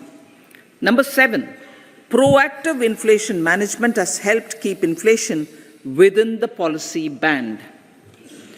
Now, the global context, Honorable Speaker, sir. Geopolitically, global affairs are becoming more complex and challenging with wars and conflicts. Globalization is being redefined with reshoring and friendshoring, disruption and fragmentation of supply chains, and competition for critical minerals and technologies.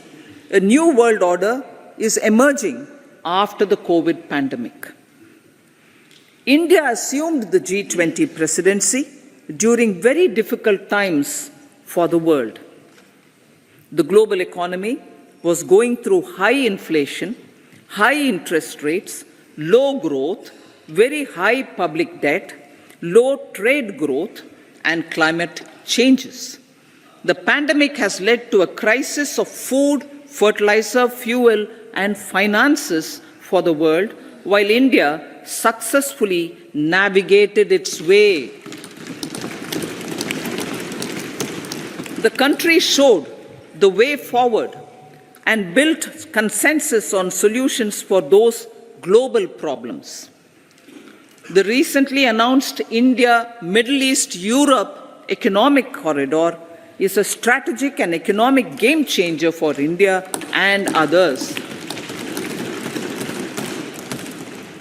In the words of Honorable Prime Minister, the corridor, and I quote, will become the basis of world trade for hundreds of years to come, and history will remember that this corridor was initiated on Indian soil, unquote. Vision for Vikasit Bharat. Our vision for Vikasit Bharat is that of prosperous Bharat in harmony with nature, with modern infrastructure, and providing opportunities for all citizens and all regions to reach their potential. With confidence arising from strong and exemplary track record of performance and progress, earning Sabka Vishwas, the next 5 years will be years of unprecedented development and golden moments to realize the dream of developed India by 2047. The trinity of demography, democracy, and diversity backed by Sabka Prayas has the potential to fulfill aspirations of every Indian. As Honorable Prime Minister in his Independence Day address to the nation mentioned, I quote, there is no dearth of opportunities, as many opportunities as we want. The country is capable of creating more opportunities. Sky is the limit, unquote. Strategy for Amrit Kal. Our government will adopt economic policies that foster and sustain growth, facilitate inclusive and sustainable development, improve productivity, create opportunities for all, help them enhance their capabilities, and contribute to generation of resources to power investments and fulfill aspirations. Guided by the principle, reform, perform, and transform, the government will take up next generation reforms and build consensus with the states and stakeholders for effective implementation.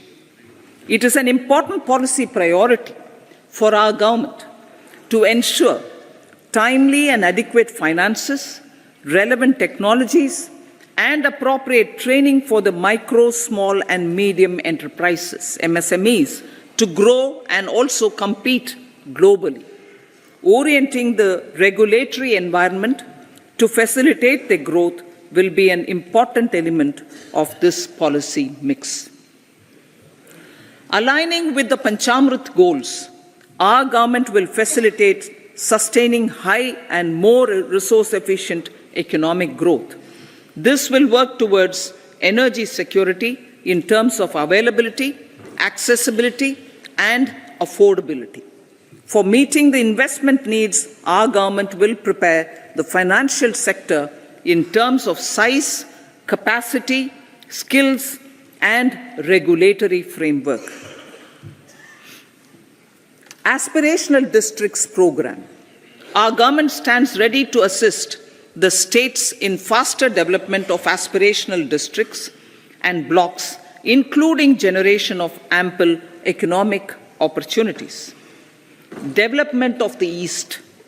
Our government will pay utmost attention to make the eastern region and its people a powerful driver of India's growth.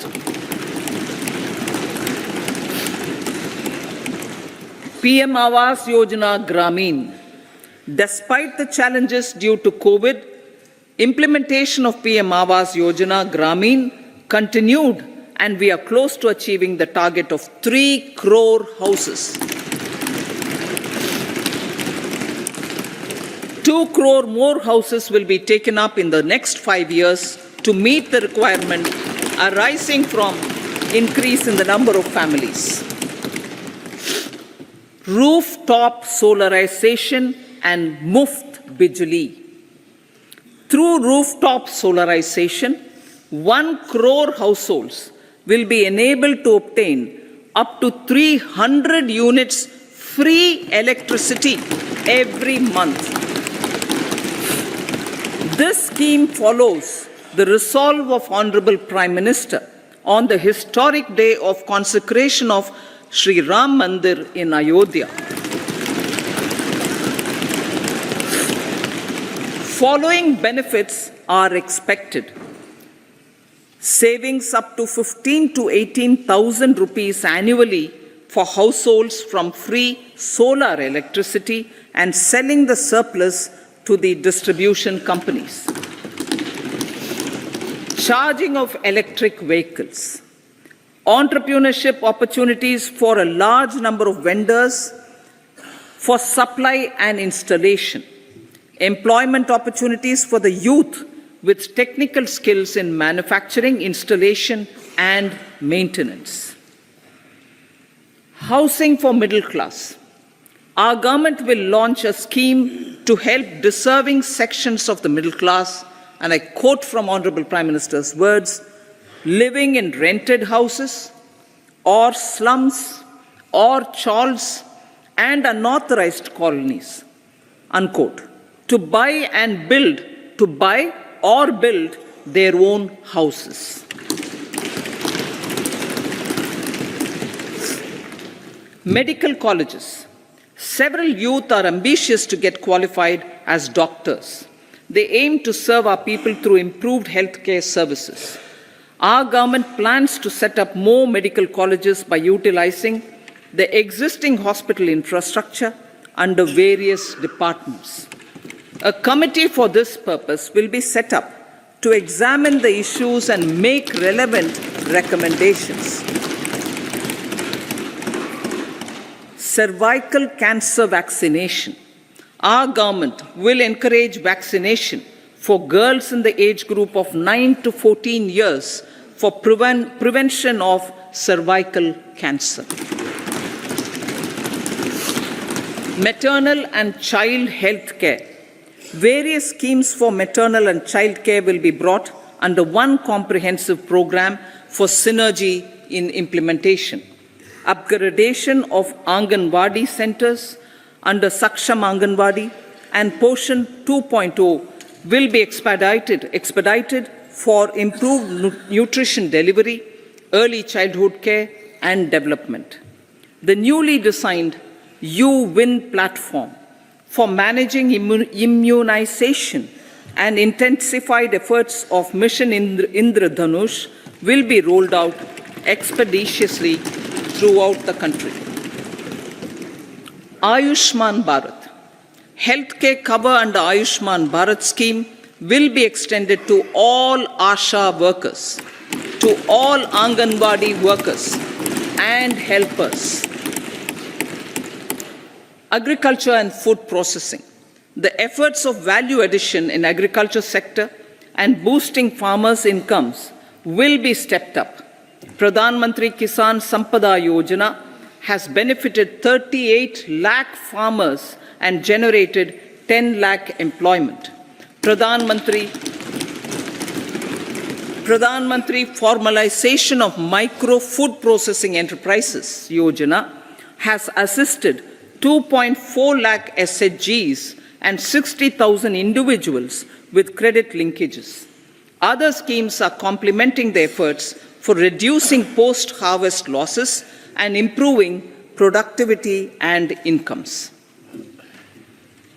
For ensuring faster growth of the sector, our government will further promote private and public investment in post-harvest activities, including aggregation, modern storage, efficient supply chains, primary and secondary processing and marketing and branding. Nano DAP. After the successful adoption of nano urea, application of nano DAP on various crops will be expanded in all agroclimatic zones. Atmanirbhar Oil Seeds Abhiyan. Building on the initiative announced in 2022, a strategy will be formulated to achieve Atmanirbharta for oil seeds such as mustard, groundnut, sesame, soya bean, and sunflower. This will cover research for high-yielding varieties, widespread adoption of modern farming techniques, market linkages, procurement, value addition, and crop insurance. Dairy development. A comprehensive program for supporting dairy farmers will be formulated. Efforts are already on to control foot and mouth disease. India is the world's largest milk producer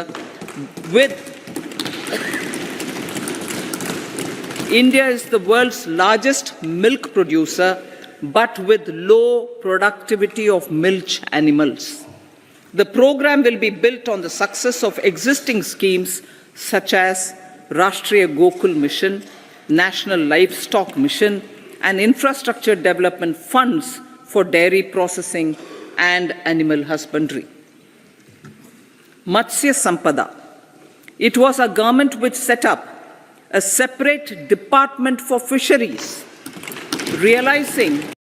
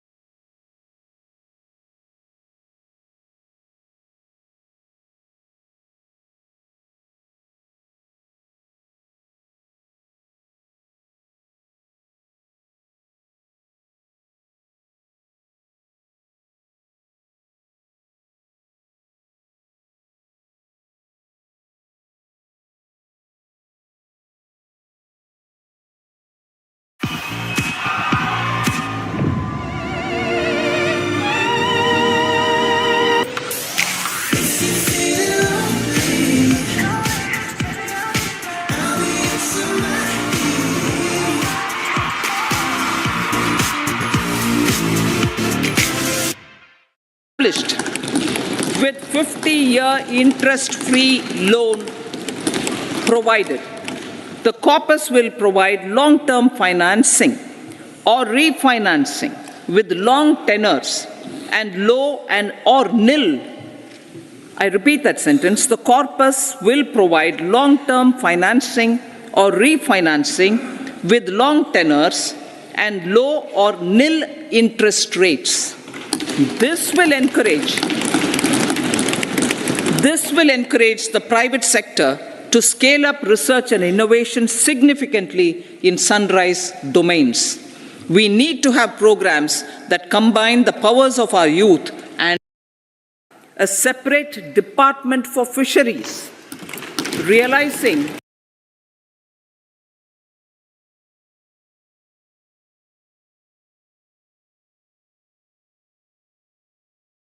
building on the massive tripling of the capital expenditure outlay in the past 4 years, resulting in huge multiplier impact on economic growth and employment creation, the outlay for the next year is being increased by 11.1% to 11,111 crore rupees. This would be 3.4% of our GDP. Railways. 3 major railway corridor programs will be implemented. These are energy, mineral and cement corridor. Number 2, port connectivity corridors. And number 3, high traffic density corridors.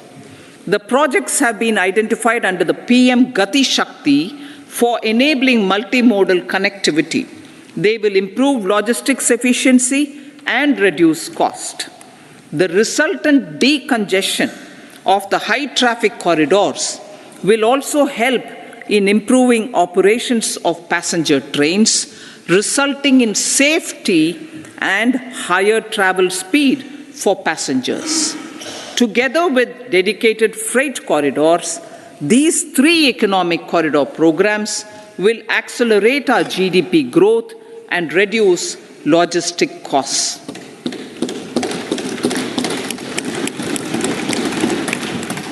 40,000 normal rail bogies will be converted to Vande Bharat standards to enhance safety, convenience, and comfort of passengers. Aviation sector. The aviation sector has been galvanized in the past 10 years. Number of airports have doubled to 149. Rollout of air connectivity to Tier 2 and Tier 3 cities under UDAN scheme has been widespread. 517 new routes are carrying 1.3 crore passengers. Indian carriers have proactively placed orders for over 1,000 new aircrafts.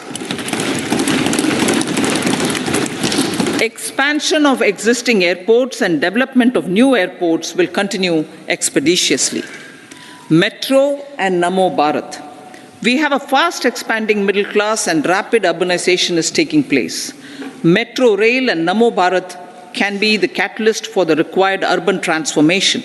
Expansion of these systems will be supported in large cities, focusing on transit-oriented development. Green energy. Towards meeting our commitment for net zero by 2070, the following measures will be taken. Viability gap funding will be provided for harnessing offshore wind energy potential for initial capacity of 1 gigawatt. Coal gasification and liquefaction capacity of 100 metric tons will be set up by 2030. This will also help in reducing imports of natural gas, methanol, and ammonia. Phased mandatory blending of compressed biogas in compressed natural gas for transport and piped natural gas for domestic purposes will be mandated. Financial assistance will be provided for procurement of biomass, aggregation machinery, to support collection. Electric vehicle ecosystem. Our government will expand this and strengthen the e-vehicle ecosystem by supporting manufacturing and charging infrastructure. Greater adoption of e-buses for public transport networks will be encouraged through payment security mechanism. Biomanufacturing and biofoundry. For promoting green growth, a new scheme of biomanufacturing and biofoundry will be launched. This will provide environment-friendly alternatives such as biodegradable polymers, bioplastics, biopharmaceuticals, and bioagri-inputs. This scheme will also help in transforming today's consumptive manufacturing paradigm to the one based on regenerative principles. Blue Economy 2.0. For promoting climate-resilient activities for Blue Economy 2.0, a scheme for restoration and adaptation measures and coastal aquaculture and mariculture with integrated and multi-sectoral approach will be launched. Comprehensive development of tourist centers.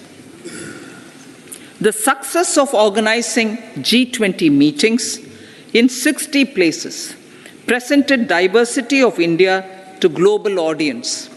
Our economic strength has made the country an attractive destination for business and conference tourism. Our middle class also now aspires to travel and explore. Tourism, including spiritual tourism, has tremendous opportunities for local entrepreneurship. States will be encouraged to take up comprehensive development of iconic tourist centers, branding and marketing them at global scale. A framework for rating of the centers based on quality of facilities and services will be established. Long-term interest-free loans will be provided to states for financing such development on matching basis. To address the emerging fervor for domestic tourism, Honorable Speaker, sir, projects for port connectivity, tourism infrastructure, and amenities will be taken up on our islands, including Lakshadweep. This will help in generating employment also. Promoting investments. The FDI inflow during 2014 to 23 was $596 billion, marking a golden era. That is twice the inflow during 2005 to 14. For encouraging sustained foreign investment, we are negotiating bilateral investment treaties with our foreign partners in the spirit of First Develop India. FDI is First Develop India. Reforms in the states for Vikasit Bharat. Many growth and development enabling reforms are needed in the states for realizing the vision of Vikasit Bharat. A provision of 75,000 crore rupees as 50-year interest-free loan is proposed this year to support those milestone-linked reforms by the state governments. Societal changes. The government will form a high-powered committee for an extensive consideration of the challenges arising from fast population growth and demographic changes. The committee will be mandated to make recommendations for addressing these challenges comprehensively in relation to the goal of Vikasit Bharat. Amrit Kal as Kartavya Kal. Our government stands committed to strengthening and expanding the economy with high growth and to create conditions for people to realize their aspirations. Honorable Prime Minister, in his Independence Day address to the nation in the 75th year of our republic, said, and I quote, "We commit ourselves to national development with new inspirations, new consciousness, new resolutions as the country opens up immense possibilities and opportunities. It is our Kartavya Kal." Unquote. Every challenge of the pre-2014 era was overcome through our economic management and our governance. These have placed the country on a resolute path of sustained high growth. This has been possible through right policies, true intentions, and appropriate decisions. In the full budget in July, Honorable Speaker, our government will present a detailed roadmap for our pursuit of Vikasit Bharat.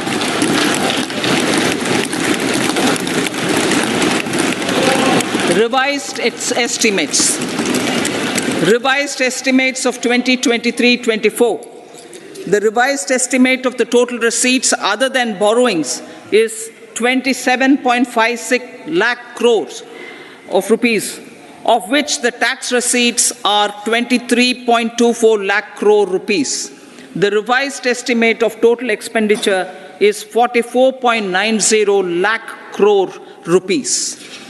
The revenue receipts at 30.03 lakh crore rupees are expected to be higher than the budget estimate, reflecting strong growth momentum and formalization in the economy. The revised estimate of the fiscal deficit is 5.8% of GDP, improving on the budget estimate, notwithstanding moderation in the nominal growth estimates. Budget estimates for 2024-25. Coming to the year 2024-25, the total receipts other than borrowings and total expenditure are estimated at 30.80 and 47.66 lakh crore rupees respectively. The tax receipts are estimated at 26.02 lakh crore rupees. The scheme of 50-year interest-free loan for capital expenditure to states will be continued this year with an outlay of 1.3 lakh crore rupees. We continue on the path of fiscal consolidation, as announced in my budget speech of 2021-22, to reduce fiscal deficit below 4.5% by 25-26. The fiscal deficit in 2024-25 is estimated to be 5.1% of GDP, adhering to that path. So the gross and net market borrowings through dated securities during 24-25 are estimated at 14.13 lakh crore rupees and 11.75 lakh crore respectively. Both will be less than that in 23-24. Now that the private investments are happening at scale, the lower borrowings by the central government will facilitate larger availability of credit for the private sector. Vote on account. I'll be seeking vote on account approval of the Parliament through the appropriation bill for a part of the financial year 2024-25. I will now move to Part B. Honorable Speaker, sir, over the last 10 years, the direct tax collections have more than trebled and the return filers swelled 2.4 times. I would like to assure the taxpayers that their contributions have been used wisely for the development of the country and welfare of its people. I appreciate the taxpayers for their continued support. The government has reduced and rationalized tax rates. Under the new tax scheme, there is now no tax liability for taxpayers with income up to 7 lakh rupees, up from 2.2 lakh rupees in the financial year 2013-14. The threshold for presumptive taxation for retail businesses was increased from 2 crores to 3 crores. Similarly, the threshold for professionals eligible for presumptive taxation was increased from 50 lakh rupees to 75 lakh rupees. Also, corporate tax rate was decreased from 30% to 22% for existing domestic companies and to 15% for certain new manufacturing companies. Honorable Speaker, sir, in the last 5 years, our focus has been to improve taxpayer services. The age-old jurisdiction-based assessment system was transformed with the introduction of faceless assessment and appeal, thereby imparting greater efficiency, transparency, and accountability. Introduction of updated income tax returns, a new Form 26AS, and pre-filling of tax returns have made filing of tax returns simpler and easier. Average processing time of returns has been reduced from 93 days in the year 2013-14 to a mere 10 days this year, thereby making refunds faster.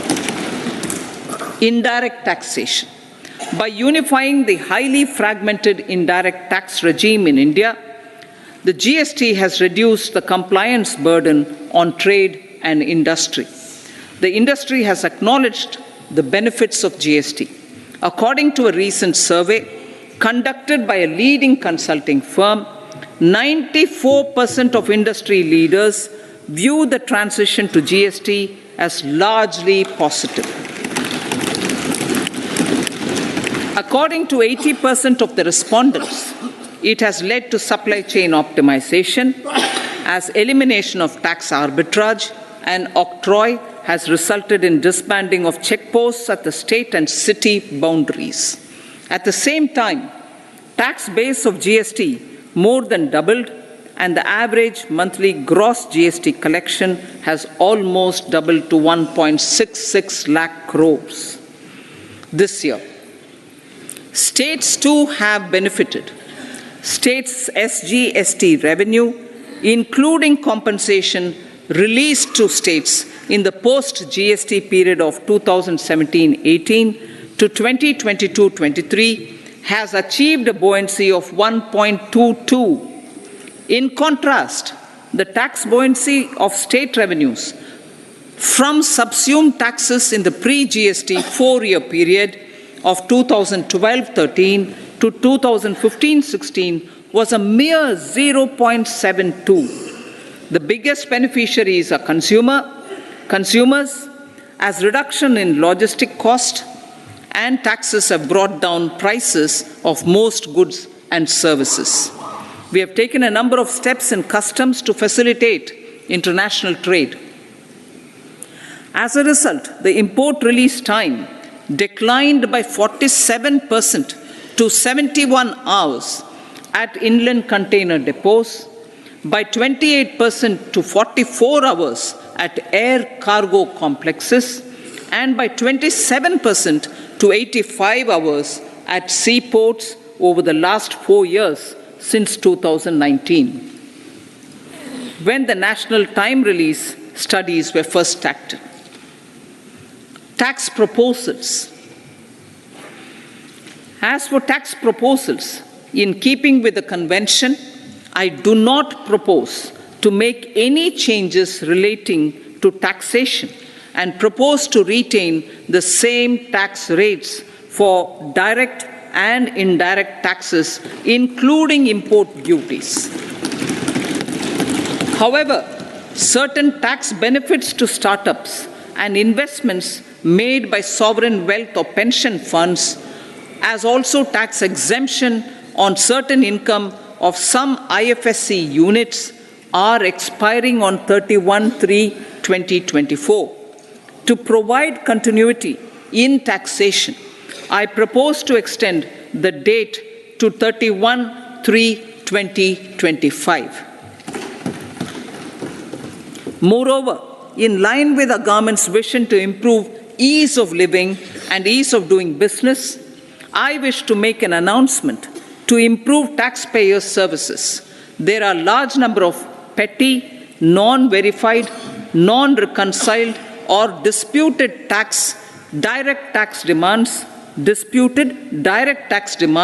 many of them dating as far back as 1962, which continue to remain on the books, causing anxiety to honest taxpayers and hindering refunds of subsequent years. Honorable Speaker, sir, I propose to withdraw such outstanding direct tax demands up to 25,000 rupees pertaining to the period up to financial year 2009-10 and up to 10,000 rupees for financial years 2010-11 to 2014-15. This is expected to benefit about 1 crore taxpayers. 1 crore taxpayers would benefit out of this. Economy then and now. In 2014, when our government assumed the reins, the responsibility to mend the economy step by step and to put the governance systems in order was enormous. The need of the hour was to give hope to the people, to attract investments, and to build support for the much-needed reforms. The government did that successfully, following a strong belief of nation first.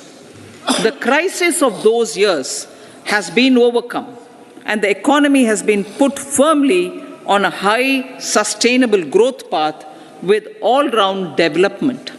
It is now appropriate to look at where we were then.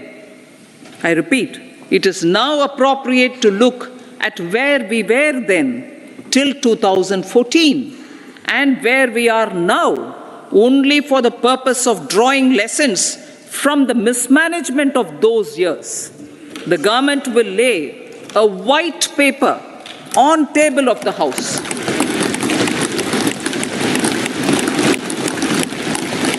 The exemplary track record of governance, development and performance, effective delivery and Jan Kalyan has given the government trust, confidence and blessings of the people to realize whatever it takes.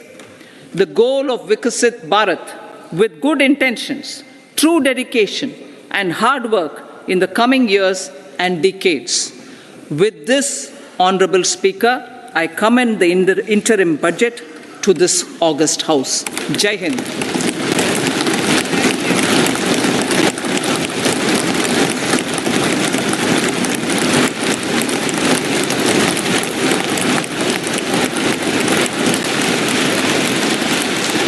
Item number 2 Shrimati Nirmala Sitharaman जी।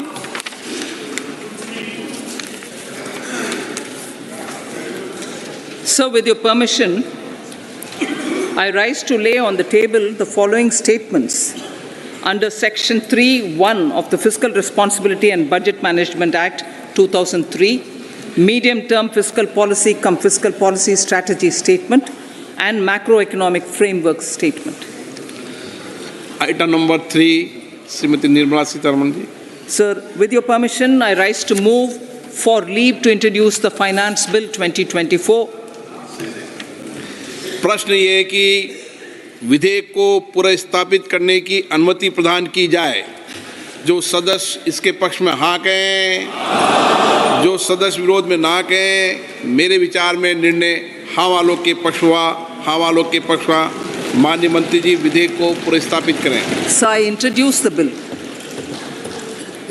सभा की कार्रवाई शुक्रवार दिनांक 2 फरवरी 2024 को प्राप्त 11 बजे तक के लिए स्थगित की जाती है।